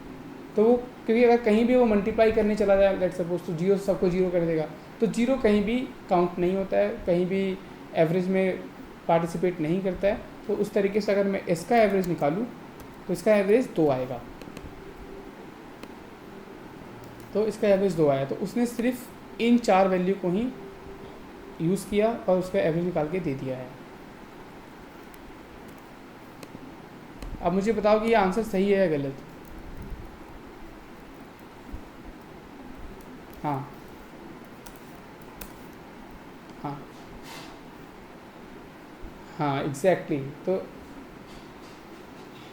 अब मैं वही बता रहा हूँ। तो जो हमने बोला वो सही था कि जीरो को काउंट नहीं करेगा, पर अब क्या हो रहा है कि जो जीरो है वो सिर्फ एकलौता जीरो तो है नहीं, एक जीरो तो यहाँ पर है नहीं, कहीं जीरो है, कहीं 4 है, कहीं 6 है, कहीं 3 है, कहीं 1 है। तो अब एक डेटा सेट है ना कि एक सिंगल वैल्यू है। सिंगल वैल्यू होगा तो नहीं होगा, लेकिन जब आप देखोगे मंडे से लेकर संडे तक का डेटा है, कोई एक सिंगल वैल्यू नहीं है, मंडे से लेकर संडे तक का डेटा है और उसके बीच में जीरो आ रहा है, तो इसका मतलब जीरो कोई नल वैल्यू ना होकर जीरो मेरे पास एक दिन का रेवेन्यू है जिस दिन मैंने कुछ भी नहीं कमाया था, तो वो उसको काउंट करेगा। वो तब काउंट नहीं करता जब सिर्फ एक ही दिन की बात चल रही होती। लेकिन अब यहाँ पे 7 दिन की बात चल रही है, डेटा सेट में कॉलम और रोज़ का आपस में कनेक्शंस है, और जब कनेक्शन होगा तो वो हर एक रो को पहले वो हर एक रो को हर एक कॉलम से मैप करेगा। तो जीरो को मैप किया मंडे से, जीरो को ट्यूसडे से, जब वो सबसे मैप हो जाएगा देन वो क्या करेगा, तब समझेगा कि जो डेटा सेट बना है, ये पूरा डेटा सेट जो बना है उसके बीच में एवरेज क्या था, तब वो उसके बीच की एवरेज की वैल्यू को पास करता है। इस तरीके से हमारा एवरेज निकलता है। लेकिन आप लास्ट में देखो यहाँ पर एक और एवरेज निकाल रखा है मैंने। जब भी एवरेज में कोई वैल्यू अगर इंटीजर ना होकर जस्ट एक टेक्स्ट वैल्यू आ जाती है, तो जब टेक्स्ट वैल्यू होगी तब वो उसको काउंट नहीं करेगा क्योंकि टेक्स्ट का एवरेज नहीं होता है। तो ये आपको हमेशा ध्यान रखना पड़ेगा कि कभी आपके पास रॉ फॉर्मेट का डेटा आ जाए और किसी ने आपको बोला कि इस कॉलम में एवरेज बता दो। लेट सपोज आपको किसी ने पूछा कि जो पहले दिन से लेकर आखिरी दिन तक हर मंथ में जितना रेवेन्यू जनरेट किया मुझे बता दो। आपने जल्दीबाजी में गए, आपने लिखा एवरेज और सम एवरेज निकाल के बोल दिया सर हमने हर दिन $3000 कमाए थे, पर कहीं ना कहीं उसको नंबर पता था, उसने बोला यार 3 नहीं कमाए थे हमने ज़्यादा कमाए थे। तो अब आप कहोगे यार ज़्यादा तो आ नहीं रहा, मेरा नंबर तो 3000 है। तो आप अपनी जगह सही हो, लेकिन आपने डेटा का क्रॉस चेक नहीं किया। कहीं ना कहीं उसमें एक वैल्यू ऐसी थी जो मिसप्रिंट हुई है, क्योंकि अगर यूज़र को पता है कि उसने कितने रुपए खर्च किए हैं और आपके पास नहीं आ रहा है, इसका मतलब डेटा में आपस में कहीं ना कहीं कनेक्शंस का कहीं ना कहीं एक इशू है जो आपको फाइंड आउट करना है। तब आपको फ़िल्टर या ऐसी कोई चीज़ यूज़ करनी पड़ेगी जिससे आप समझोगे कि ये जो एवरेज मैं निकाल रहा हूँ इसमें कहीं ना कहीं मिस्टेक है, इसमें कोई ना कोई वैल्यू ऐसी है जो नहीं होनी चाहिए और वो आ रही है। लेट सपोज यहाँ पे रीडिंग हो रहा है, रीडिंग नहीं होना चाहिए थी, यहाँ कोई इंटीजर वैल्यू होनी चाहिए थी जिसका सम में जिसका एवरेज में निकाल सकता था। तो कभी भी डेटा देखकर एकदम से हड़बड़ी में जाके काम नहीं करना चाहिए कि डेटा आ गया तो किसी ने बोला और हमने एवरेज लगाया निकल के चले गए, फिर नेक्स्ट जब वो क्रॉस चेक होगा तो कहीं ना कहीं आप फंस जाओगे। तो ऐसे एनोइंग चीज़ों को, ऐसे प्रॉब्लम्स को हमें समझना चाहिए जो डेटा के बीच में आती है। सिर्फ काम ये नहीं है कि एक्सेल आता है हमने लिखा और चल दिए, हमें डेटा भी समझना पड़ेगा, डेटा के बीच की वैल्यू समझनी पड़ेगी। किसी ने क्वेश्चन किया तो वो क्वेश्चन किस हद तक आंसर जो हमने बनाया है वो उसको रिलेट करता है। तो डेटा एनालिटिक्स जो होती है जो हम लोग करते हैं, जो मैं करता हूँ, तो ये सिर्फ ये नहीं है कि हम एक्सेल में एक फॉर्मूला लिखते हैं। हमारा मेन काम होता है नंबर्स को देख कर बताना कि ये सही है गलत है, इसका मीनिंग क्या है, इससे क्या क्या हो सकता है नहीं हो सकता है। हम एक्सेल सीख रहे हैं, जब अगर आगे कभी पढ़ेंगे और चीज़ें, जैसे पाइथन एक लैंग्वेज है, तो पाइथन के अंदर जाओगे तो वहाँ पे ये सब चीज़ें और इजी होती हैं, वहाँ पे समझना बहुत इजी होता है। वहाँ पे डेटा टाइप्स को जब आप डिज़ाइन करते हो तभी आपको पता चल जाता है कि इस डेटा टाइप में कोई इंटीजर वैल्यू पास ही नहीं होनी चाहिए थी। तो वहाँ पे आपको क्लैरिटी रहती है कि अगर इसमें इंटीजर आ रहा है तो गलत है। वहाँ पे ऑप्शंस होते हैं समझने के कि इसमें कोई इंटीजर वैल्यू है तो वो कहाँ पर है। तो कोडिंग लाइन से थोड़ा इजी होता है, लेकिन जब आप एक्सेल में होते हो तो आपको थोड़ा सा माइंड चलाना पड़ता है, या फिर आपको उस हद तक एक्सेल समझनी पड़ती है जब आप किसी एरर को फाइंड आउट कर सको। ठीक है, तो जितना मैंने अभी तक पढ़ाया है इसी में अब हम एक डैशबोर्ड बनाएंगे। तो लास्ट है मेरा बिल्कुल ये डैशबोर्ड का मतलब ये है कि आपने बहुत सारे डैशबोर्ड देखे होंगे अब तक, मतलब वेबसाइट पे देखे होंगे या फिर किसी कंपनी में देखे होंगे। टैबलो अगर आपने सुना होगा तो टैबलो में देखा होगा। डैशबोर्ड का मतलब एक तरीके से मैं एक वेबसाइट ही बनाने जा रहा हूँ, छोटी सी वेबसाइट होगी जहाँ पर आपको सिर्फ और सिर्फ नंबर दिखाई देंगे। लेट्स सपोज मैं अगर बोलूँ कि अगर मैं किसी की वेबसाइट खोलता हूँ तो गूगल खोलता हूँ, गूगल पे मैं सर्च करता हूँ, उस सर्च के हिसाब से आपको कोई भी आउटपुट दिखता है। अगर मैं कहूँ कि मैं एक छोटा सा सर्च इंजन बनाना चाहता हूँ और छोटा सा सर्च इंजन मेरे डेटा सेट पे बना होना चाहिए, तो लेट्स सपोज ये एक डेटा सेट है जहाँ पर पेंसिल, बिंडर और सारी चीज़ें मैंने बेची हैं। ये मेरा इनपुट होगा और जितने आउटपुट जनरेट होगा इसी डेटा सेट पे आना चाहिए। तो मेरा क्या है, एक तरीके से अगर आप गूगल समझते हो, गूगल को मैं समझाऊँ आपको, तो गूगल क्या है, गूगल एक प्लेटफॉर्म है जहाँ पे डेटा बहुत सारा है। आप सर्च करते हो, वो हर एक की वैल्यूज़ पे जाता है और की वैल्यू पे डेटा को पुट कर देता है आपके सामने और आपकी हिसाब से वो आपको डेटा दिखा देता है। आप समझो कि ये गूगल का एक डेटाबेस है, ये गूगल का डेटाबेस है। और अब आपको एक सर्च इंजन बनाना है, जैसे आप वहाँ पे कुछ टाइप करो या वहाँ पे कोई फ़िल्टर करो, वो उसी की क्रॉसपॉन्डिंग की वैल्यू को इस डेटा सेट से निकाले और आपके सामने रख दे। लेट्स सपोज मैं बनाता हूँ, थोड़ा ध्यान से देखना क्योंकि ये क्वेश्चन होगा और ये काफ़ी इंटरेस्टिंग चीज़ होगी जो डेली लाइफ में भी यूज़ होती है, और अगर आप ये सब चीज़ सीखोगे तो आपका इंप्रेशन भी कंपनी में या कहीं भी अच्छा पड़ेगा। तो ये डेटा सेट है, पहले हम चेक करते हैं। देखो डेटा सेट चेक कैसे करते हैं, डेटा एनालाइज कैसे करते हैं, मैं थोड़ा सा टच कर रहा हूँ। ये डेटा सेट किसी ने आपको भेजा है, आपको चेक करना है कि ये किस हद तक सही है, किस हद तक ये गलत है। तो पहले मैं क्या करूँगा, मैं इसको एक बार रीड कर लूँगा। ठीक है, डेटा शॉर्ट है तो रीड होना ईजी है अभी। तो देखा मैंने, मुझे जहाँ तो दिखता है डेटा सेट सही है। तो एक काम करते हैं, सबसे पहला काम क्या करेंगे, पहला काम इसमें हम काउंट चेक करते हैं, क्या हर रो में काउंट सिमिलर है, कहीं काउंट ऐसा तो नहीं कोई एंट्री ब्लैंक आ रही है। तो ठीक है, अगर काउंट चेक करना है, रो का काउंट चेक करना है, तो काउंट ए मैंने बताया था, तो हमने काउंट ए ले लिया। यहाँ पर काउंट ए लिया और शिफ्ट के साथ मैं ऊपर चला गया और मैंने एंटर किया। तो 43 इस रो का काउंट है। मैंने आपको बताया था किसी भी फार्मूला को अगर बार बार लिखना है तो हमें लिखने की ज़रूरत नहीं है, उसको हम शिफ्ट के साथ वहाँ तक सिलेक्ट करेंगे और कंट्रोल आर कर देंगे तो वो ऑटोमेटिक वहाँ तक प्रिंट हो जाएगा। आप देखो 43 43 43, मतलब डेटा सेट सही है, डेटा सेट में कोई प्रॉब्लम मुझे दिख नहीं रही है, इक्वल वैल्यूज़ हैं, कहीं कोई प्रॉब्लम नहीं है, हर एक कॉलम में सेम वैल्यू आ रही है 43 43 43। तो मेरा एक चेक एंड बैलेंस सही हो चुका है। ठीक है, अब चेक करते हैं कि अगर ये 43 है तो मतलब डेटा में एक्यूरेंसी जो है एक्यूरेट है, वो काफ़ी हद तक एक्यूरेट है क्योंकि आपके पहले चेक एंड बैलेंस में वो पास हो चुका है। दूसरा देखते हैं कि कोई वैल्यू आ रही है। अब थोड़ा डेटा को समझते हैं, जिसने डेटा भेजा तो हमें पता ही तो होना चाहिए ना वो क्या भेज रहा है मुझे। तो उसने डेटा भेजा, तो अगर फर्स्ट लुक में आप देखो तो एक ऑर्डर डेट है जिस दिन कस्टमर ने ऑर्डर किया होगा, रीज़न है कि किस स्टेट से किस रीजन से ऑर्डर हुआ था, तो ईस्ट साइड से ऑर्डर हुआ है। जॉन्स ने ऑर्डर किया था एक तरीके से, या रिप्रेजेंटेटिव है जो भी है।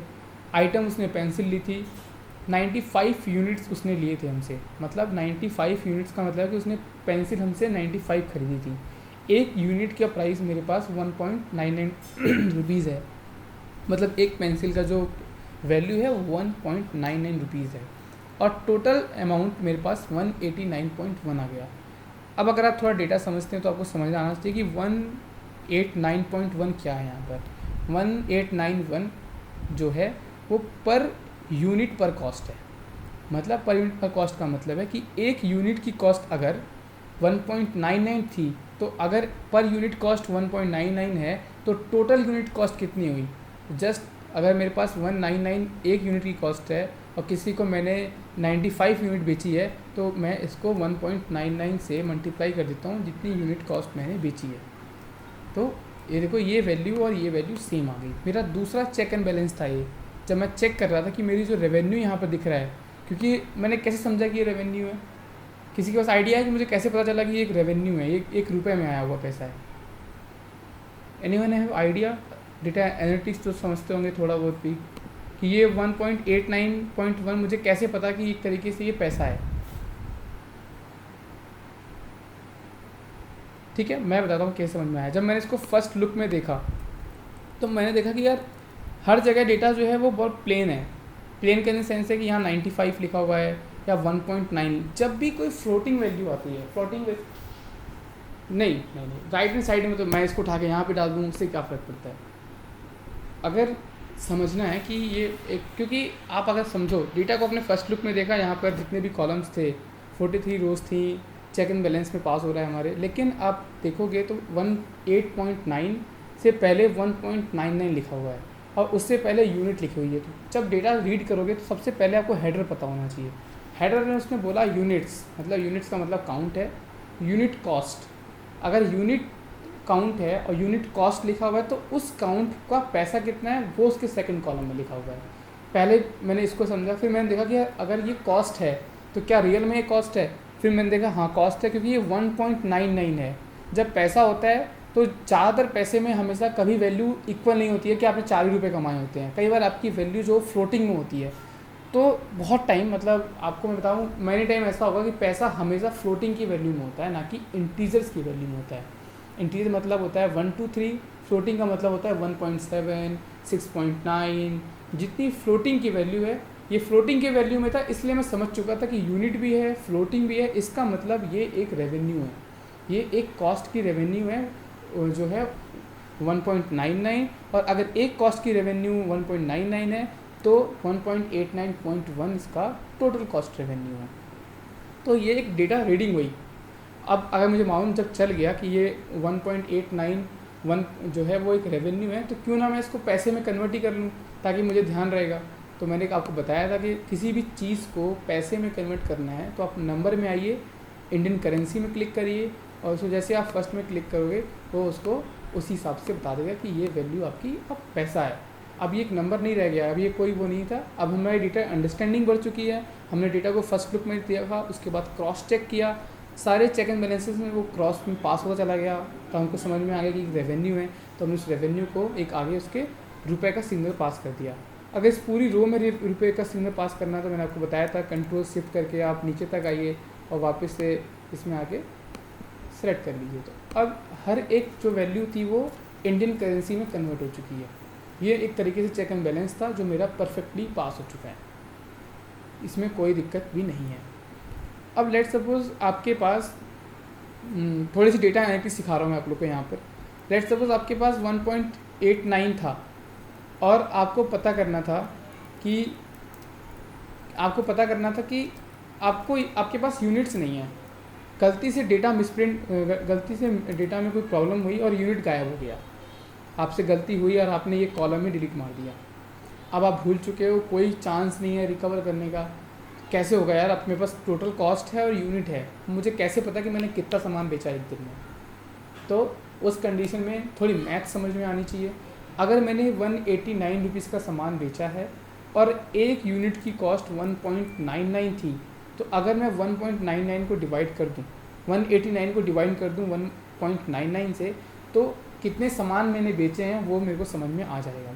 मैंने वही किया, इसको डिवाइड कर दिया इससे, तो 95 मैंने जो है वैल्यूज़ यूनिट में कॉस्ट की थी। अगर मैं इसको ड्रैग करूँगा तो ये वैल्यू हमेशा इस वैल्यू के इक्वल होगी, 50, 36, 27। तो एक इस तरीके से मैंने अब समझ लिया कि यहाँ पे 50 वैल्यू थी, यहाँ पे 95 वैल्यू थी जो मुझसे गलती से मिसप्रिंट हो गई थी। तो डेटा का विजुलाइजेशन करने से पहले आपको डेटा की समझ बहुत ज़रूरी है। डेटा है क्या, डेटा में क्या हो रहा है, क्या नहीं हो रहा है और क्या क्या हो सकता है। ठीक है, अब मेरा डेटा सेट रेडी है, डेटा की नॉलेज मुझे हो चुकी है। अब मैं चलता हूँ एक ऐसा डैशबोर्ड बनाने जहाँ पर एक फ़िल्टर लगाऊँ और उस फिल्टर में सबसे पहले आना चाहिए काउंट, उस फिल्टर का काउंट, उसका सम, उसका एवरेज और टोटल जो मेरा है, total counts versus percentage of count, ये सारी चीज़ें आनी चाहिए। एक फ़िल्टर है, उसको सिलेक्ट करो और ये सारी चीज़ें ऑटोमेटिक पॉपुलेट हो जाए। ये मेरा एक डैशबोर्ड था।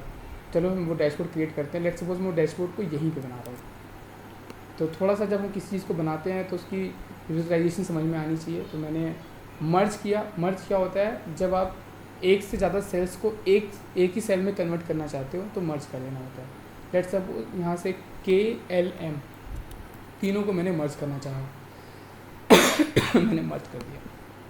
अब ये सेल जो यहाँ पे 3 थी वो यहाँ पे एक ही बन चुकी है, तो 3 सेल को मैंने एक सेल में कन्वर्ट कर दिया। दैट्स कॉल्ड ए मर्ज। मर्ज का मतलब है मिला देना, तीनों को मैंने मिला दिया। डैशबोर्ड जब बनाते हैं सबसे पहले उसका डैशबोर्ड का नाम होते हैं, तो मैंने यहाँ पे ऐसे कुछ नाम रख दिया, डैशबोर्ड, सिंपल नाम रखा डैशबोर्ड। इस डैशबोर्ड का नाम रखा। डैशबोर्ड जब लिखते हैं थोड़ा कलर वगैरह आना चाहिए हमें करने, तो ये पूरा जो फॉन्ट है ये कलरिंग है। कलरिंग मतलब एक फॉन्ट है। ये बहुत अच्छी चीज़ सिखा रहा हूँ, जो लोग भी सीख रहे हैं एक बार ध्यान देना अच्छे से कि ये कैसे बन रहा है। तो डैशबोर्ड है, थोड़ा कलर कर लेते हैं। तो कलरिंग का पूरा ऑप्शन, फॉन्ट का पूरा ऑप्शन हमें यहाँ पर दिखता है फॉन्ट नाम में। मैंने इसको एक तरीके से यहाँ पे एक छोटा सा कलर दे दिया। लेट्स सपोज मैंने इसको कोई भी कलर आप चूज़ कर सकते हो, मैंने एक कलर इसको इस तरीके से पास कर दिया, ये कलर हो गया। अब क्या करना है, सर्च इंजन भी था एक तरीके से, तो यहाँ पर एक फ़िल्टर बनाएंगे। यहाँ पे एक फ़िल्टर क्रिएट होगा इस जगह, यहाँ पे एक फ़िल्टर बनेगा। जिस फिल्टर को मैं सिलेक्ट करूँगा तो क्या आना चाहिए, मैंने लिखा था यहाँ पर ये सारी चीज़ें आनी चाहिए।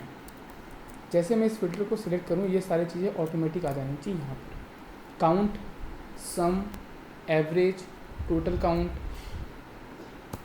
और काउंट, परसेंटेज काउंट। यहाँ पे मैं एवरेज हटा रहा हूँ, क्योंकि एवरेज इसलिए हटा रहा हूँ क्योंकि एवरेज इफ़ मैंने आपको नहीं बताया है, इसलिए क्योंकि यहाँ पे सिर्फ इन 4 चीज़ों को ही लेकर आते हैं।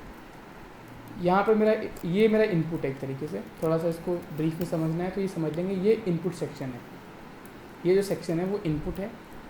तो यहाँ पे पहला इनपुट आप देंगे। जैसे मैं इनपुट दूँ यहाँ पे चारों वैल्यू पॉपुलेट हो जानी चाहिए। तो क्या होता है, गूगल में आप यहाँ पे लिखते हो और उसके सामने सारी वैल्यू आ जाती है। यही चीज़ गूगल करता है। बेसिक सबका सेम होता है। बेसिक में किसी को बहुत बड़ा लॉजिक नहीं है बेसिक में कि आप बेसिक समझने में टाइम लग जाए, कुछ नहीं है। अब क्या करना है कि भाई मैंने कल सबको बताया था कि जब किसी चीज़ को बनाना होता है तो किसी चीज़ को एज ए ड्रॉप डाउन लेना होता है तो हम डेटा वैलिडेशंस का यूज़ करते हैं। अगर इस डेटा सेट में से आइटम जो है उसको, वो मेरा सर्च इंजन है, आइटम जो है वो सर्च इंजन है, या तो मैं लिख लूँ या फिर मैं सिलेक्ट कर लूँ, वो इक्वल होना चाहिए, दोनों चीज़ें एक ही होनी चाहिए। तो अब मैं क्वेश्चन पूछूंगा, एक एक करके कोई आंसर देते रहना, ठीक है। कंट्रोल, ये जो कॉलम डी है इसमें वैल्यू मैनी टाइम पॉपुलेट हो रही है, इसको यूनिक कैसे बनाया जाता है।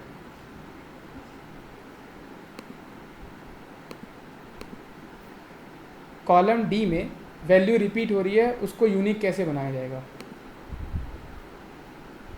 कभी भी अगर एंड, ठीक है, और किसी के पास आंसर है, ठीक है। इस कॉलम में वैल्यू डुप्लीकेट आ रही है, आप देखो पेंसिल कई बार आ रहा है, पेन कई बार आ रहा है, इसको यूनिक वैल्यू बनाना है तो कैसे बनाया जाएगा।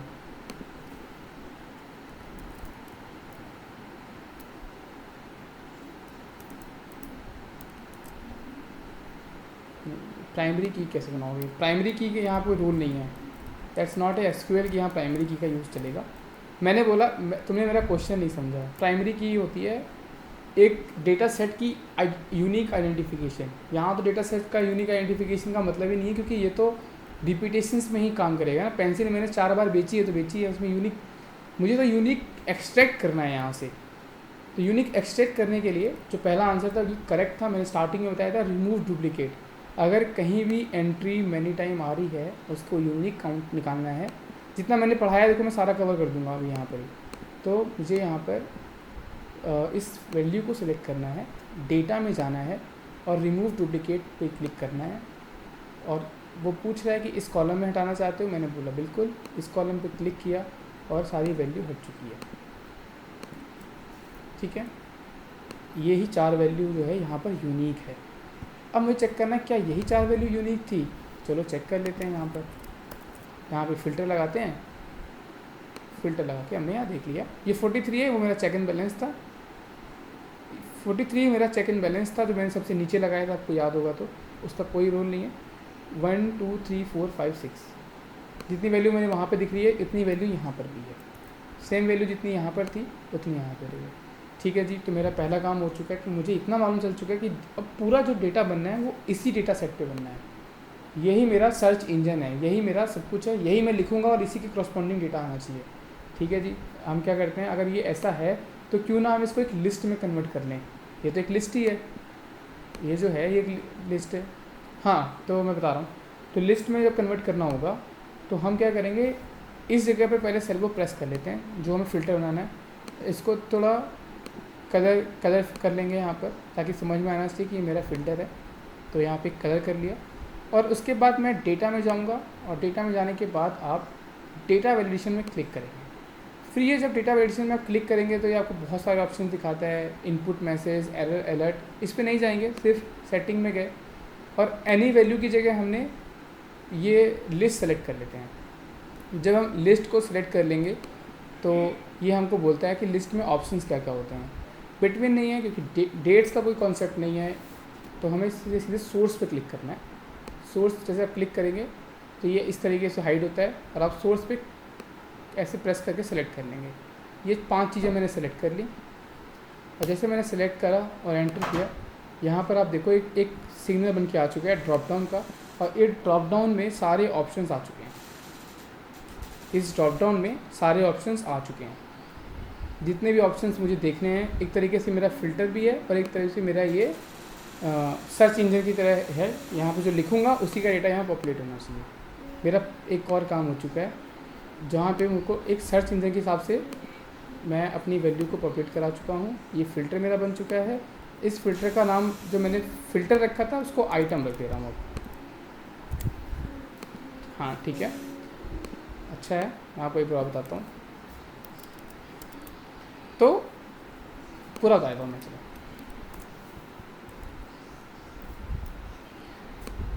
क्या करना था कि पूरी जो मैट्रिक बनानी है, जो पूरा डैशबोर्ड बनाना है, वो मेरा अराउंड होना चाहिए आइटम के।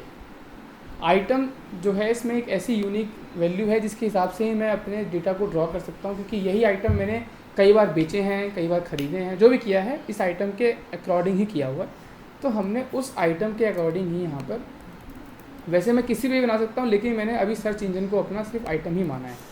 मैंने इस आइटम को P में प्रेस किया इसलिए क्योंकि मुझे इसमें से यूनिक वैल्यू निकालनी थी। मैंने इस पर क्लिक किया, मैं डेटा में गया। यूनिक निकालने के लिए रिमूव डुप्लीकेट का यूज़ किया जाता है। रिमूव डुप्लीकेट पर प्रेस किया और ओके कर दिया। यहाँ पे इसने मुझे मेरे सारे यूनिक वैल्यू दे दी, ये सारे यूनिक थे। अगर मैं कहूँ कि यार मुझे यहाँ पे तो एक ही वैल्यू, इनपुट तो हमेशा एक ही होगा ना, 4 इनपुट तो देने नहीं एक साथ, तो क्यों ना मैं इसको एक लिस्ट में कन्वर्ट कर दूँ और जिस ड्रॉप डाउन को मैं सिलेक्ट करूँ उसी का डेटा पॉपुलेट होना चाहिए, उसके अलग पॉपुलेट नहीं होना चाहिए। ठीक, ऐसा कर लेते हैं। तो उसके लिए हमें ऑप्शंस होता है डेटा में, डेटा वैलिडेशन का। डेटा वैलिडेशन पे क्लिक करते हैं। अलाउ का मतलब क्या है, यहाँ पर ये आपको अलाउ करता है ये सारी चीज़ें। आप चाहे तो नंबर्स में ले लो, वैल्यू में ले लो, डेसिमल में, लिस्ट में, डेट में, टाइम में, लेंथ में, कस्टम, किसी भी प्रकार का ड्रॉप डाउन क्रिएट कर सकते हो। तो मुझे यहाँ पे एक लिस्ट बनानी है, मुझे ज़्यादा कुछ करना नहीं है और ज़्यादा टाइम आपको लिस्ट ही बनानी होगी जब भी आप ऐसा कोई काम करोगे। हमने लिस्ट पे क्लिक किया। लिस्ट पे क्लिक करते ही उसने पूछा सोर्स क्या है, कौन कौन सी वैल्यू को आपको लेना है। मैंने कहा ठीक है। जैसे आप इस पर क्लिक करोगे ये हाइड होगा और आपको बोलेगा कि आप सेलेक्ट करो कौन सी चीज़ें हैं जिसको आपको सेलेक्ट करना है। मैंने बोला ये सारी चीज़ें, ये जितने पॉइंट्स हैं यही मेरी लिस्ट है। सेलेक्ट करते हैं, वापस इस पर सेलेक्ट करो और ओके के बटन को प्रेस करोगे तो यहाँ पर आपको फ़िल्टर बन के आ चुका है। इस वैल्यू को उसने एज ए फ़िल्टर यहाँ पर मूव कर दिया है। तो मैंने बोला कि ठीक है, अगर ये फ़िल्टर बन गया है तो क्यों ना फ़िल्टर को थोड़ा सा कलर दे देते हैं। तो कलर के लिए मैंने यहाँ पर एक ब्लैक कलर दिया और उसके ऊपर से जब भी फ़िल्टर दिखेगा तो येलो मार्क होकर दिखेगा। तो जैसे ये एक सिलेक्शंस था, तो कलरिंग क्या होता, ये समझ में आ गई फ़िल्टर कैसे बना, ये ड्रॉप डाउन कैसे क्रिएट हुआ। किसी को कोई इशू? ठीक है, क्योंकि काफ़ी कुछ होने वाला है यहाँ पर, अभी देखते हैं ना आप लोग। पेंसिल है या फिर कोई भी चीज़ है, मैंने उसको सेलेक्ट कर लिया तो वो अब उसी की वैल्यू आइडेंटिफाई कर दे रहा है। अब यहाँ तक तो काम हो चुका है। ये जो पेंसिल है वो क्या है मेरा, वो मेरा एक आइटम है। तो मैं इस आइटम को कॉपी करता हूँ, यहाँ से यहाँ पेस्ट कर देता हूँ। तो मेरा भाई पहला काम हो चुका है आइटम बनाने का। ये मेरा इनपुट है। अब चलते हैं कि इनपुट से आउटपुट को लिंक करते हैं। इनपुट से आउटपुट को लिंक कैसे किया जाता है, वो बहुत सिंपल है। वो भी मैंने आपको सारे फंक्शंस बताए थे। पेंसिल का काउंट इसमें कितना है, इसमें पेंसिल कितनी बार आ रही है, कौन सा फॉर्मूला बताया था मैंने, काउंट इफ़ का।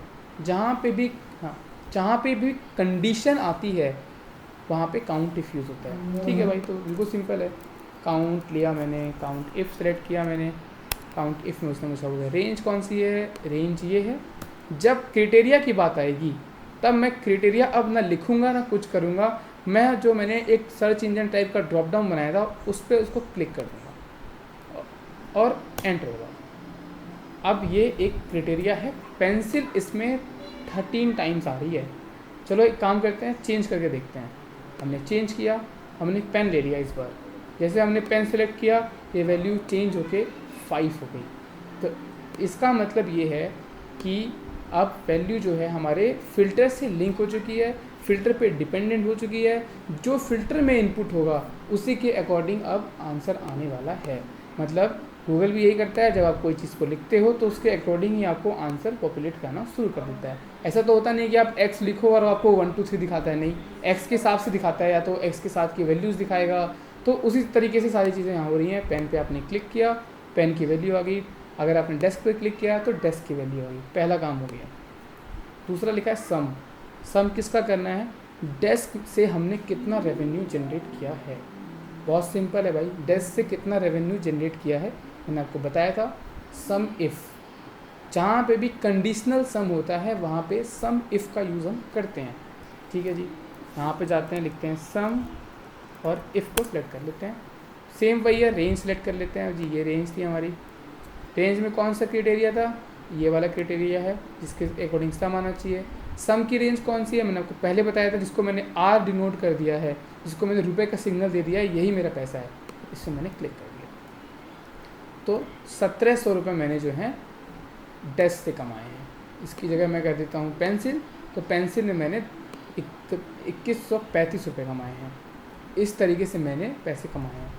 अब टोटल काउंट आता है, तो टोटल काउंट कभी भी मेरे पेंसिल से वर्क नहीं करता। टोटल काउंट का मतलब है टोटल काउंट क्या है, इस पूरी वैल्यू में मैंने टोटल काउंट कितना है। ठीक है यार, तो टोटल काउंट के लिए मैंने आपको बताया था कि काउंट ए यूज़ कर लेते हैं, काउंट ए यूज़ कर लेते हैं और इसको सिलेक्ट कर लेते हैं। तो टोटल काउंट मेरे पास 45 है। अब बताओ, ये जो मैंने काउंट किया ये गड़बड़ है क्योंकि मैंने पूरी रो ले लिया, और रो का गड़बड़ इसलिए है क्योंकि हेडर को कभी काउंट नहीं करना चाहिए। हेडर कोई वैल्यू नहीं, हाँ हेडर आपकी कोई वैल्यू नहीं है, वो तो एक तरीके से डिनोशंस है जो आपका रो डेटा है उसको डिनोट कर रहा है कि वो रो डेटा में कौन सी वैल्यू प्रिंट हो रही है। तो जब मैं ऐसी चीज़ का काउंट करता हूँ तो मुझे काउंट पूरा सेलेक्ट ना करके मुझे उस पर क्लिक करके सेलेक्ट करना चाहिए।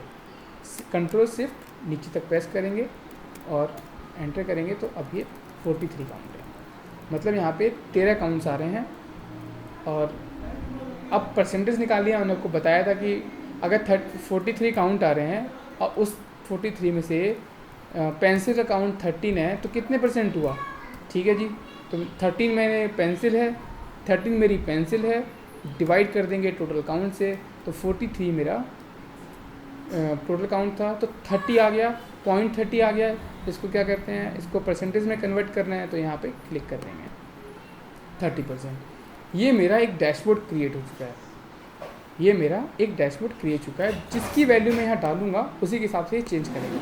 लेट सपोज मैंने पेन डाला, पेन का डेटा आ गया। लेट सपोज मैंने पेन सेट डाला, पेन सेट का डेटा आ गया। ये डाला, इसका डेटा आ गया। ये डाला, इसका डेटा आ गया। तो भाई ये डैशबोर्ड बन चुका है। अब बस डेटा एंटर करते जाओ और अपना डैशबोर्ड यूज़ करते जाओ। तो इस तरीके से अब थोड़ा हमने स्टार्टिंग में सीखा था अलाइनमेंट, तो अलाइनमेंट बना थोड़ा सा सही कर लेते हैं। तो इसको थोड़ा मिडिल अलाइनमेंट कर लेते हैं। तो सेंटर में आ चुका है, यहाँ पे क्लिक किया, सेंटर में हो चुका है। अब थोड़ा सा और सही दिखना चाहिए। तो इसी में, इस पूरे पार्ट में भी बहुत कुछ है। यहाँ पे अब देखो थोड़ा सा बॉर्डर्स होते हैं। बॉर्डर्स का मतलब है लेआउट को थोड़ा ठीक करना चाहता हूँ, तो सबको सेलेक्ट कर लेता हूँ। और सेलेक्ट करने के बाद अगर मैं यहाँ बॉर्डर्स को ऑल बॉर्डर कर देता हूँ तो ये ऑल बॉर्डर में कन्वर्ट कर देता है। तो अब ऑल बॉर्डर हो चुका है। इनपुट में हटा देता हूँ, ये मेरा थोड़ा ज़्यादा अलाइन हो रहा है। एक एक्स्ट्रा वैल्यू, हाँ टोटल काउंट का मतलब है कि इस पूरे डेटा सेट में कितने आइटम हमने, कितनी बार आइटम हमने सेल किया है। लेट सपोज पेंसिल अगर मैंने सेल की है तो वो पेंसिल कितनी बार किस में से सेल की है। लेट सपोज 100 रुपये अगर मेरे पास थे और किसी चीज़ का काउंट उसमें 80 है तो 80 ही तो 100 का पार्ट है ना। तो अगर 43 टोटल काउंट है तो उसी में से 13 का काउंट पेंसिल है ना। तो 43 टोटल है और 13 मेरा उसका सबसेट है। तो 13 divide by 43 in the sense कि 30% टोटल काउंट में से पेंसिल ही है। पेंसिल का जो परसेंटेज है टोटल सेल में से वो 30% है।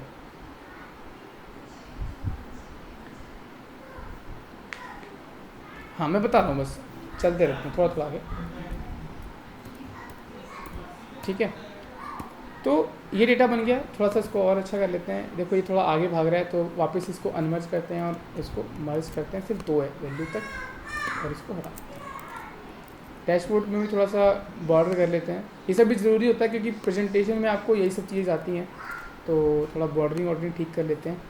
इनपुट हमारा बन ही गया था, और थोड़ा सा इसको बोल्ड भी कर लेते हैं, थोड़ा सा इसको इटैलिक कर देते हैं चाहे तो यहाँ से, और इटैलिक करने के बाद इसको ऐसे प्रिंट कर लेते हैं। थोड़ा सा जूम करके मैं आपको दिखाऊंगा इसको। तो यहाँ पे अगर मैं ए पे क्लिक करूँ तो इसकी वैल्यू को थोड़ा सा बड़ा कर लेते हैं, और इस तरीके से प्रिंट कर लेते हैं। थोड़ा सा अच्छा लगना चाहिए देखने में चीज़ें। तो ये डैशबोर्ड है। और एक चीज़ और है कि जब भी मेरी परसेंटेज अगर 30 से कम है तो रेड होना चाहिए, और 30 से ऊपर है तो ग्रीन होना चाहिए। एक और चेक एंड बैलेंस लगाते हैं। तो मैंने आपको बताया था कंडीशनल फॉर्मेटिंग में जाना है, हाईलाइट सेल में जाना है, और उसको कर देते हैं लेस देन पे क्लिक करना है। और मैंने बोला कि ये वैल्यू अगर 30% से लेस देन है देन ये कस्टम में फॉर्मेट क्लिक कर लेंगे, फिल में जाएंगे और रेड पास होनी चाहिए, ठीक है, और ओके कर देंगे। तो ये 30% से ऊपर है तो ग्रीन भी पास करना है, तो एक और कंडीशनल फॉर्मेटिंग लगा लेते हैं और इसको कर देंगे आप ग्रेटर देन कर दो, या फिर आप ग्रेटर देन करेंगे तो यहाँ 29 पास करना पड़ेगा क्योंकि पहले हमने 30 किया था। तो 29% से जो भी ऊपर की वैल्यू हो वो हमेशा ग्रीन मार्क होनी चाहिए।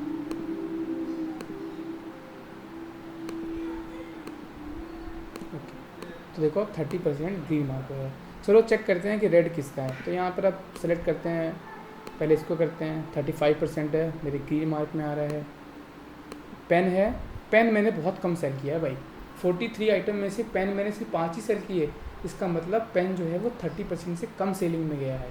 मतलब पेन में कुछ तो प्रॉब्लम है, हमें पेन के ऊपर रिसर्च करनी चाहिए कि हमारी पेन की क्वालिटी या तो अच्छी नहीं है, इसका ऐड अच्छा नहीं कर पा रहे हैं, या कोई ऐसी चीज़ है जो हम नहीं पकड़ पा रहे हैं जो हमें पकड़ना चाहिए था। तो अब एक एनालिसिस शुरू होगा जो पेन पे होगा। पेन किस तरीके से हमें सेल करना था, पेन में क्या प्रॉब्लम थी, पेन की क्या फीचर्स थे जो लोगों को पसंद नहीं आ रहे हैं। तो वो एक अलग पार्ट हो जाता है जो डेटा एनालिटिक्स के दिशा को दिखाता है, जो डायरेक्शंस को चेंज करता है। तो इस डैशबोर्ड से मालूम चल गया कि ये जो पेन है उसमें कोई तो डिफ़ॉल्ट है क्योंकि उसकी वैल्यू 30 से कम है और रेड अलर्ट कर रहा है। डेस्क में देखते हैं, डेस्क में भी इसका मतलब प्रॉब्लम है, वो भी 30 से कम है। पेनसेट में जाते हैं, पेनसेट में भी प्रॉब्लम है। तो ये सारी चीज़ें में प्रॉब्लम है। इसका मतलब हमारी जो सेल है तो वो सबसे बेस्ट चल रही है, एक तो विंडर से, और आई थिंक इसी पे चल रही था, वही होगा तो इस पर चल रही होगी पेंसिल से। तो पेंसिल में और वेंडर को छोड़ दिया जाए तो 3 आइटम में हमारी सेल बहुत ही घटिया चल रही है। हमारे काउंट्स नहीं हो पा रहे हैं, हम अच्छे से सेल नहीं कर पा रहे हैं। तो हमें वो ध्यान देना चाहिए। तो हम अपनी उस टीम को बताएंगे जो सेल्स की टीम होगी या जो प्रोडक्ट लॉन्च करती होगी, उसको बताएंगे कि यार इसका जो ग्राफ है वो 30% से कम चल रहा है, इसमें कोई इशू है, आपको इस पर एक बार लुकआउट करना चाहिए। लेट सपोज यार किसी ने बोला नहीं आपने ना पेन की जो पेंसिल की वैल्यू गलत ले ली थी, डेटा हमारा चेंज हुआ है, एक सेट हो गया, ये काम खत्म हो गया। अब आता है डेटा में कोई प्रॉब्लम निकल ही गई मान लो, और गलती से डेटा किसी ने गलत भेज दिया है, तो आप ये पूरा डैशबोर्ड दोबारा बनाने तो जाओगे नहीं, इतना बड़ा काम तो आप करोगे नहीं कि दोबारा से बैठ के इनपुट आउटपुट चेंज करते रहो। तो क्यों ना हम उस डेटा को ही चेंज कर दें। तो मेरा जैसे डेटा था, और मैंने मान लिया कि ये जो एंट्री है, पेन जो है यहाँ पर लिखा हुआ है, इसकी जगह ये पेंसिल जो लिखा है उसकी जगह पेन था। तो जैसे मैं यहाँ पर आप देखो पेंसिल को सिलेक्ट किया, पेंसिल 13 टाइम्स आ रहा है। जैसे मैं यहाँ पेन को उठाकर पेंसिल की जगह पेस्ट कर दूंगा, ये पेन की वैल्यू 12 हो गई। पेन की वैल्यू एक माइनस हो गई क्योंकि मैंने अब डेटा सेट जो मेरा रॉ डेटा है, जो मेरा डेटा बेस है, उसी में से एक वैल्यू को मैंने रिप्लेस कर दिया। और जैसे मैंने उसको रिप्लेस किया, इंटरचेंज किया, देखो वो 30 से कम हो गया, तो वो 28 पे आ चुका है। मतलब इसमें भी प्रॉब्लम थी, अगर डेटा सेट में प्रॉब्लम है तो इस तरीके के चेंजेस भी हमें करने पड़ते हैं जब डेटा में प्रॉब्लम होती है। और हमें इसी से आइडेंटिफाई करना होता है कि क्या ये वैल्यू सही है, क्या ये वैल्यू गलत है, तो वो सारी चीज़ें हमें समझना पड़ता है। तो ये एक तरीके से हमारा पूरा एक डैशबोर्ड बन चुका है, एक छोटी सी वेबसाइट बन चुकी है, एक छोटा सा काम हो चुका है जिससे आप समझ सकते हो कि यार डेली का ट्रैकर हो चुका है, डेली कितने रेवेन्यू आ रहा है, कितना जा रहा है। बहुत अभी ये जो पॉइंट्स है इसमें मैं 1000 चीज़ें कर सकता हूँ यहाँ बैठे बैठे, पर आप लोगों को इतना खुद से करना चाहिए, सब कुछ तो मैं नहीं करा पाऊँगा। जैसे मैं आपसे क्वेश्चन पूछ दूँ कि रेवेन्यू का शेयर कितना है, इसी से मैं पूछूँ कि रेवेन्यू का शेयर पेंसिल का कितना है, कैसे निकाला जाएगा? Anyone have answer? Sum if तो लगा रखा है मैंने। रेवेन्यू का शेयर पेन के लिए कितना है? कोई क्वेश्चन घुमा के नहीं पूछ रहा हूँ, सब आंसर आपके सामने ही रखा हुआ है। रेवेन्यू का शेयर इसमें कितना है?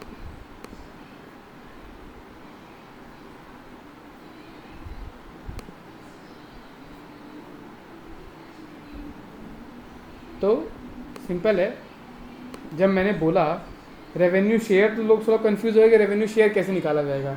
अरे वैसे निकाला जाएगा जैसे काउंट के शेयर निकाला गया है। तो जब काउंट भी तो शेयर में ही है ना, शेयर का मतलब परसेंटेज है।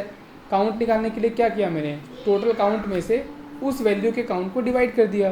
तो ठीक है, पहले मैं सारा रेवेन्यू निकाल लेता हूँ, एक काम करता हूँ टोटल रेवेन्यू निकालता हूँ,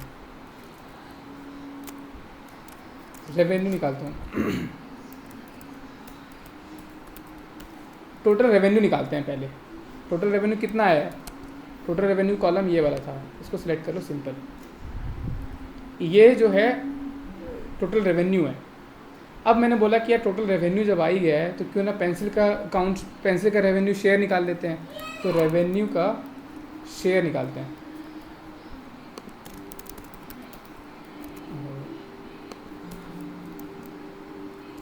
रेवेन्यू शेयर कैसे निकलेगा? अब इसको रेवेन्यू का शेयर ना बोल के मैं इसको रेवेन्यू का परसेंटेज बोलता हूँ, ताकि लोगों को थोड़ा समझ में आएगा। कैसे निकलूँगा? हाँ नहीं, वो एक अलग चीज़ होगी, पहले समझो, पहले निकाल तो लें तभी तो माइनस करेंगे। पेन के रेवेन्यू को या पेंसिल के रेवेन्यू को टोटल रेवेन्यू से डिवाइड कर दो, वो ऑटोमेटिक उसका परसेंटेज कैलकुलेट कर देगा। तो 2045 मेरा रेवेन्यू था पेन का, और टोटल रेवेन्यू कितना था मेरा? इतना। जैसे इसको डिवाइड किया, 10% रेवेन्यू मेरा पेन दे रहा है, 10% रेवेन्यू मेरा पेन दे रहा है। किसी का माइक ऑन है यार, माइक ऑफ कर लो एक बार ज़रा। तो ये था रेवेन्यू आ गया एक तरीके से। किसका रेवेन्यू आ गया? पेन का। अब आप जब भी चेंज करोगे तो वो रेवेन्यू ऑटोमेटिक चेंज होना शुरू हो जाएगा। ठीक है, इसको थोड़ा सा फॉर्मेट कर लेते हैं। फॉर्मेट, अगर कोई फॉर्मेट हमें कॉपी करना होता है तो इसको सेलेक्ट करो, एक यहाँ फॉर्मेट पेंटर का ऑप्शन होता है, इसको सेलेक्ट करके जहाँ पेस्ट करोगे वो फॉर्मेट उसको वैसे ही बना देगा। तो ये फॉर्मेट देखो ये सब बन गया। तो 10% रेवेन्यू आए हैं, इसके ऊपर से मैं चाहूँ तो कंडीशन फॉर्मेटिंग लगा सकता हूँ और समझ सकता हूँ कि कब ये अच्छा हो रहा है, कब बुरा हो रहा है। अब जब भी मैं चेंज करूँगा, लेट से मैंने इसको बोला कि पेंसिल बताओ, तो पेंसिल का रेवेन्यू 11% है, अच्छा रेवेन्यू है। अगर मैंने इसको बोला पेन सेट का बताओ तो 21% है। अब देखो, अब एक बहुत अच्छी चीज़ है, किसी ने अगर डेटा समझा होगा तो समझ के बताओ इसमें क्या हो रहा है। हेलो, ये लास्ट क्वेश्चन है आप लोग के लिए कि यार काउंट में रेड अलर्ट है लेकिन रेवेन्यू में तो बहुत अच्छा है। ऐसा क्या हो गया कि काउंट में तो रेड अलर्ट है लेकिन रेवेन्यू तो बहुत अच्छा आ रहा है?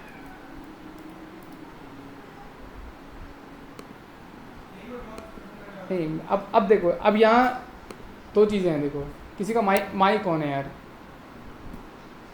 क्या नहीं है?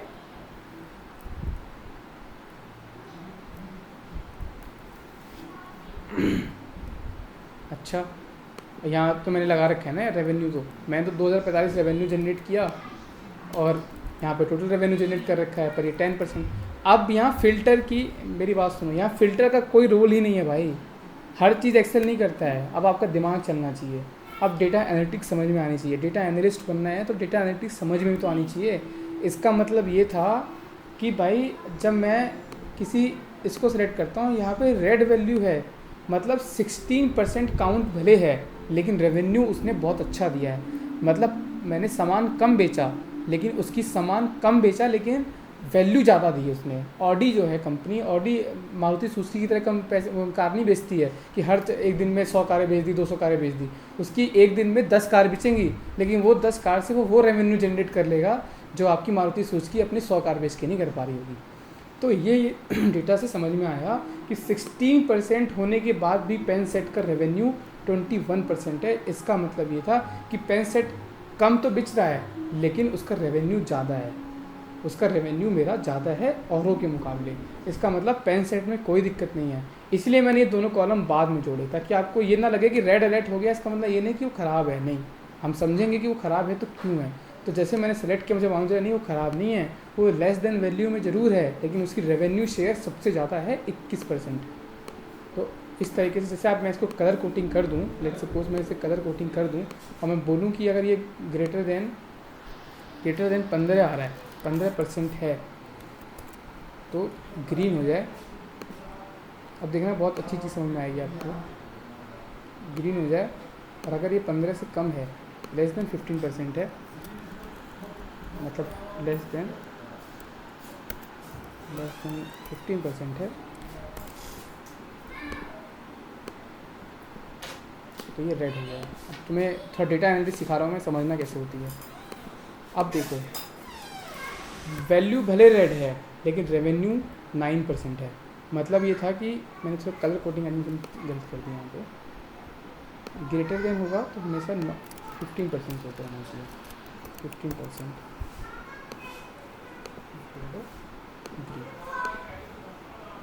ओके,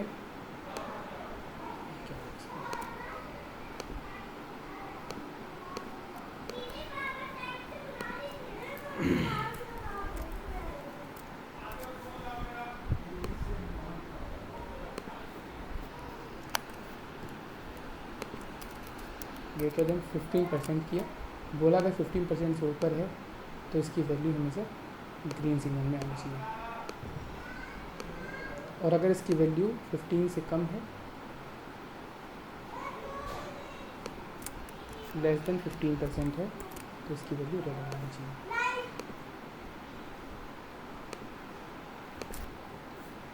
ठीक है, अब चेक करते हैं, मतलब काउंट रेड है, रेवेन्यू भी रेड है, मतलब प्रोडक्ट में कुछ तो दिक्कत है नहीं। ठीक है, चेक करते हैं पेन सेट का। पेन सेट में काउंट तो रेड है लेकिन रेवेन्यू अच्छा है, इसका मतलब पेन सेट में कोई दिक्कत नहीं है। लोग कम खरीदते हैं लेकिन क्वालिटी ऑफ प्रोडक्ट खरीदते हैं। मैं बताया ऑडी का एग्जांपल है, ऑडी कम बिकती है लेकिन ऑडी एक पैशनेट कार है, एक बड़ी कार है, लोग उसको अफोर्ड नहीं कर सकते, लेकिन जब करते हैं तो उसका रेवेन्यू मेरे उस चीज़ से ज़्यादा अच्छा है जो मैं ज़्यादा बेच के नहीं कमा पा रहा हूँ, उससे कम बेच के कमा ले रहा हूँ। इसका मतलब पेन सेट एक अच्छी चीज़ है। पेंसिल में क्लिक किया, पेंसिल में बेच तो बहुत रहा हूँ, धड़ाधड़ बेच रहा हूँ, लेकिन रेवेन्यू में तो 11% ही है भाई, तो कोई बड़ी चीज़ नहीं है। तमाम चीज़ें बेच लूँ मैं लेकिन ज़्यादा पैसा नहीं कमा पा रहा। तो ये डेली नीड भले हो सकती है पेंसिल यूज़ करना, लेकिन रेवेन्यू जनरेशन में मात्र 11% का कॉन्ट्रीब्यूशन है इसका। बिंडर देखो सबसे बेस्ट चीज़ है ये, जो कि हम समझ रहे थे सबसे बेस्ट है बिंडर। मैंने 35% सबसे ज़्यादा सेल भी करी और सबसे ज़्यादा रेवेन्यू भी कमाया। मतलब लोगों ने कुछ चीज़ को पसंद किया तो वो ये चीज़ थी। मेरा ये प्रोडक्ट बनना चाहिए, इस प्रोडक्ट की मार्केट में शॉर्टेज कभी नहीं होनी चाहिए। कई बार आप देखते हो कि मार्केट में किसी चीज़ की शॉर्टेज कभी नहीं होती, आपको लगता है ये क्या हमेशा मिल जाता है। मोबाइल का चार्जर लेने चले जाओ आप, वो हमेशा मिलता है आपको। मोबाइल का चार्जर लेने चले जाओ, ईयरफोन मेट्रो के बाहर मिल जाते हैं। क्यों होता है?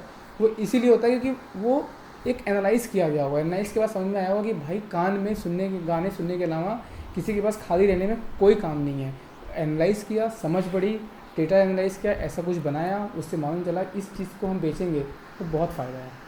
हम एक पल के लिए चार्जर कम बेच लें, चार्जर भले लोगों के पास खो जाए एक दिन के लिए, लेकिन ईयरफोन होना चाहिए। चार्ज तो किसी और के फ़ोन से भी किसी और के चार्जर से भी कर सकता है। तो वो डेली नीड्स कैसे बनती है। ब्रेड जो होते हैं वो ज़्यादा बनते हैं लेकिन ब्रेड जैम कम बनता होगा, क्योंकि ब्रेड जैम इसलिए कम बन रहा है, ब्रेड हर कोई खा सकता है, जैम उस पर हर कोई नहीं लगा सकता। तो ये डेटा एनालाइज है। इसका मतलब ये चीज़ बिकती भी ज़्यादा है और उसका रेवेन्यू शेयर भी ज़्यादा होता है। इसी तरीके से आप डेस्क को देखोगे, डेस्क बिल्कुल ही ख़राब है। जाहिर सी बात है, डेस्क है यार, हर दिन कोई अपने घर में मेज़ तो नहीं मंगाता ना, हर दिन अपने घर में तो कोई मंगाएगा नहीं, तो कम ही बिकता है और रेड अलर्ट है। इसको कुछ बढ़ाना चाहिए, स्टाइल चेंज करना चाहिए, वो हमारा काम नहीं है, हम डेटा एनालाइज करके बता सकते हैं। इसी तरीके से हम टेस्ट देखोगे, किसी भी चीज़ को देखोगे तो ये एक डैशबोर्ड है जिसको ये इन्फॉर्मेशन गैदरिंग है, इन्फॉर्मेशन बता रहा है क्या सही है क्या गलत है। आप अपनी पिक्चर ड्रॉ करो, बता दो लोगों की जी ये प्रॉब्लम है, ये अच्छी चीज़ है, ये ख़राब चीज़ है। तो ये डेटा एनालाइज करके समझ में आता है। एक्सेल से हमने यहाँ पहुँचे, लेकिन एनालाइज करना आपकी थिंग्स के ऊपर डिपेंड करता है। किसी को कोई क्वेश्चन है, समझ में ना आया हो तो बताना मुझे। हम्म।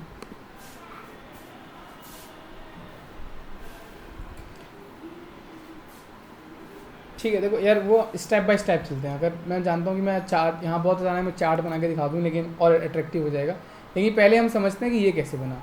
मैं जानता हूँ तुम्हें एक्सेल थोड़ी ज़्यादा आती होगी, लेकिन हर किसी को नहीं आती है, तो उसी हिसाब से चलते हैं कि लोग लाइन बाय लाइन चलते रहें। और अगर मैं यहाँ चार्ट इंक्लूड कर दूँगा तो लोग खो जाएंगे कि चार्ट भी बन गया। बनाऊँगा मैं इसी चीज़ को आगे बढ़ाते रहेंगे, और जब हम क्लिक करेंगे तो चार्ट भी पॉपुलेट होगा, नंबर्स से पॉपुलेट होंगे, वो सब करेंगे, बट आगे के लेसन्स में करेंगे, कल या परसों में जब कवर करेंगे देन। किसी को कोई क्वेश्चन है क्या? कौन है नंबर इशू? हाँ। हम्म। हम्म। देखो अगर बात बिल्कुल सही है कि यहाँ बुक ऐड होगी तो बुक तो यहाँ पे मुझे दोबारा से, अगर बुक ऐड होती है देखो एक काम करना पड़ेगा, आपको फ़िल्टर चेंज करना पड़ेगा। बुक ऐड हुई है तो इसका मतलब यहाँ पर मुझे लेट सपोज यहाँ एक बुक और ऐड हो गई थी, पर बुक यहाँ पर फ़िल्टर में जनरेट नहीं हुई, क्योंकि फ़िल्टर जो है बुक पे तो इस वाली कॉलम पे डिपेंड नहीं है। तो मुझे इस बुक वाले कॉलम को यहाँ पे डालना पड़ेगा। जैसे मैं यहाँ पे डालूँगा,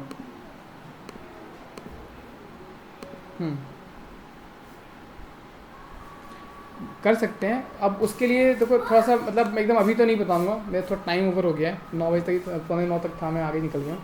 तो उसके लिए भी ऑप्शंस होते हैं, मुझे इनको ना यूनिक आइडेंटिफायर में कन्वर्ट करना पड़ता है कि ये जो वैल्यू है वो 1 टाइम आ रही है। फिर 1 के साथ मैं अगर बोलूँ, अगर मैं ये बोलूँ कि जो पेंसिल है, पेंसिल में यहाँ पे एक कॉलम बनाऊँ और ये बोलूँ कि अगर इफ़ पेंसिल आ रहा है तो पेंसिल पॉपुलेट हो, और अगर पेंसिल दोबारा आ रहा हो तो नल वैल्यू पॉपुलेट हो जाए। समझ रहे हो मेरी बात को? जब हम इफ़ एल्स वगैरह कवर करेंगे तो वहाँ से समझ में आना चाहिए। लेकिन मेरे हिसाब से अगर आप कोडिंग कर रहे हो तो आप इस तरीके से करोगे, अगर आप कोई डैशबोर्ड बना रहे हो तो अगर ऐसे करोगे तो आपको एक चीज़ अच्छी रहती है कि आपको पता रहता है कि आपने किया क्या क्या है। कोई चीज़ ऐड हुई वो नहीं आ रही है तो वो मुझे ऐड करनी है जाकर। और भी ऑप्शंस होंगे, मैं आपको बता दूंगा बाद में, बट अभी तक के अगर आप ये सब समझोगे तो ज़्यादा बेटर है कि वो यूनिक आइडेंटिफायर कैसे पास करेंगे और कैसे चीज़ों को चेंज करते हैं। तो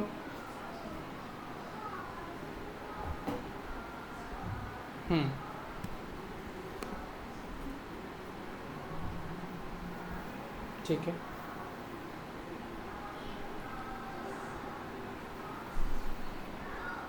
देखो हाँ, 2 चीज़ें हैं। अगर मैं बोलूँ कि इस रेंज को मैं पूरा सेलेक्ट कर लूँ, इस रेंज को जो मैंने इसके अंदर दिया हुआ है, इस रेंज को मैं पूरा सेलेक्ट कर लूँ नीचे तक।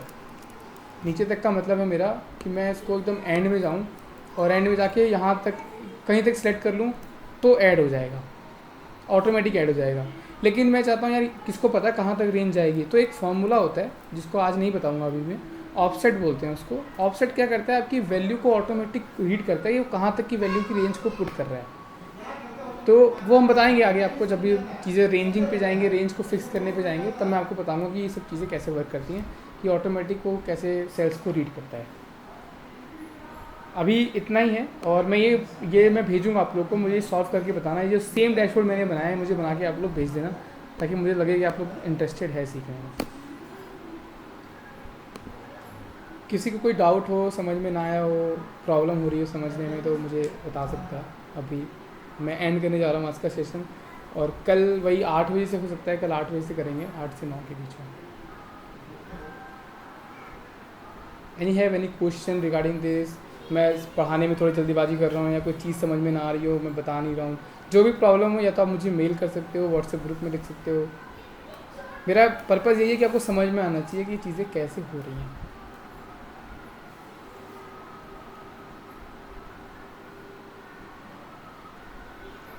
हाँ ठीक है, आएंगी धीरे धीरे चीज़ें समझ में आएंगी। अब इससे आगे बढ़ेंगे तो मैं बहुत बड़ी बड़ी चीज़ें बना के दिखाऊंगा आपको कि किस तरीके से एक्सेल का यूज़ होता है। एक अलग तरीके से देखेंगे एक्सेल कैसे यूज़ होती है, सिर्फ डेटा एंट्री, नंबर निकाला, फिल्टर लगाना, सब कुछ नहीं होता।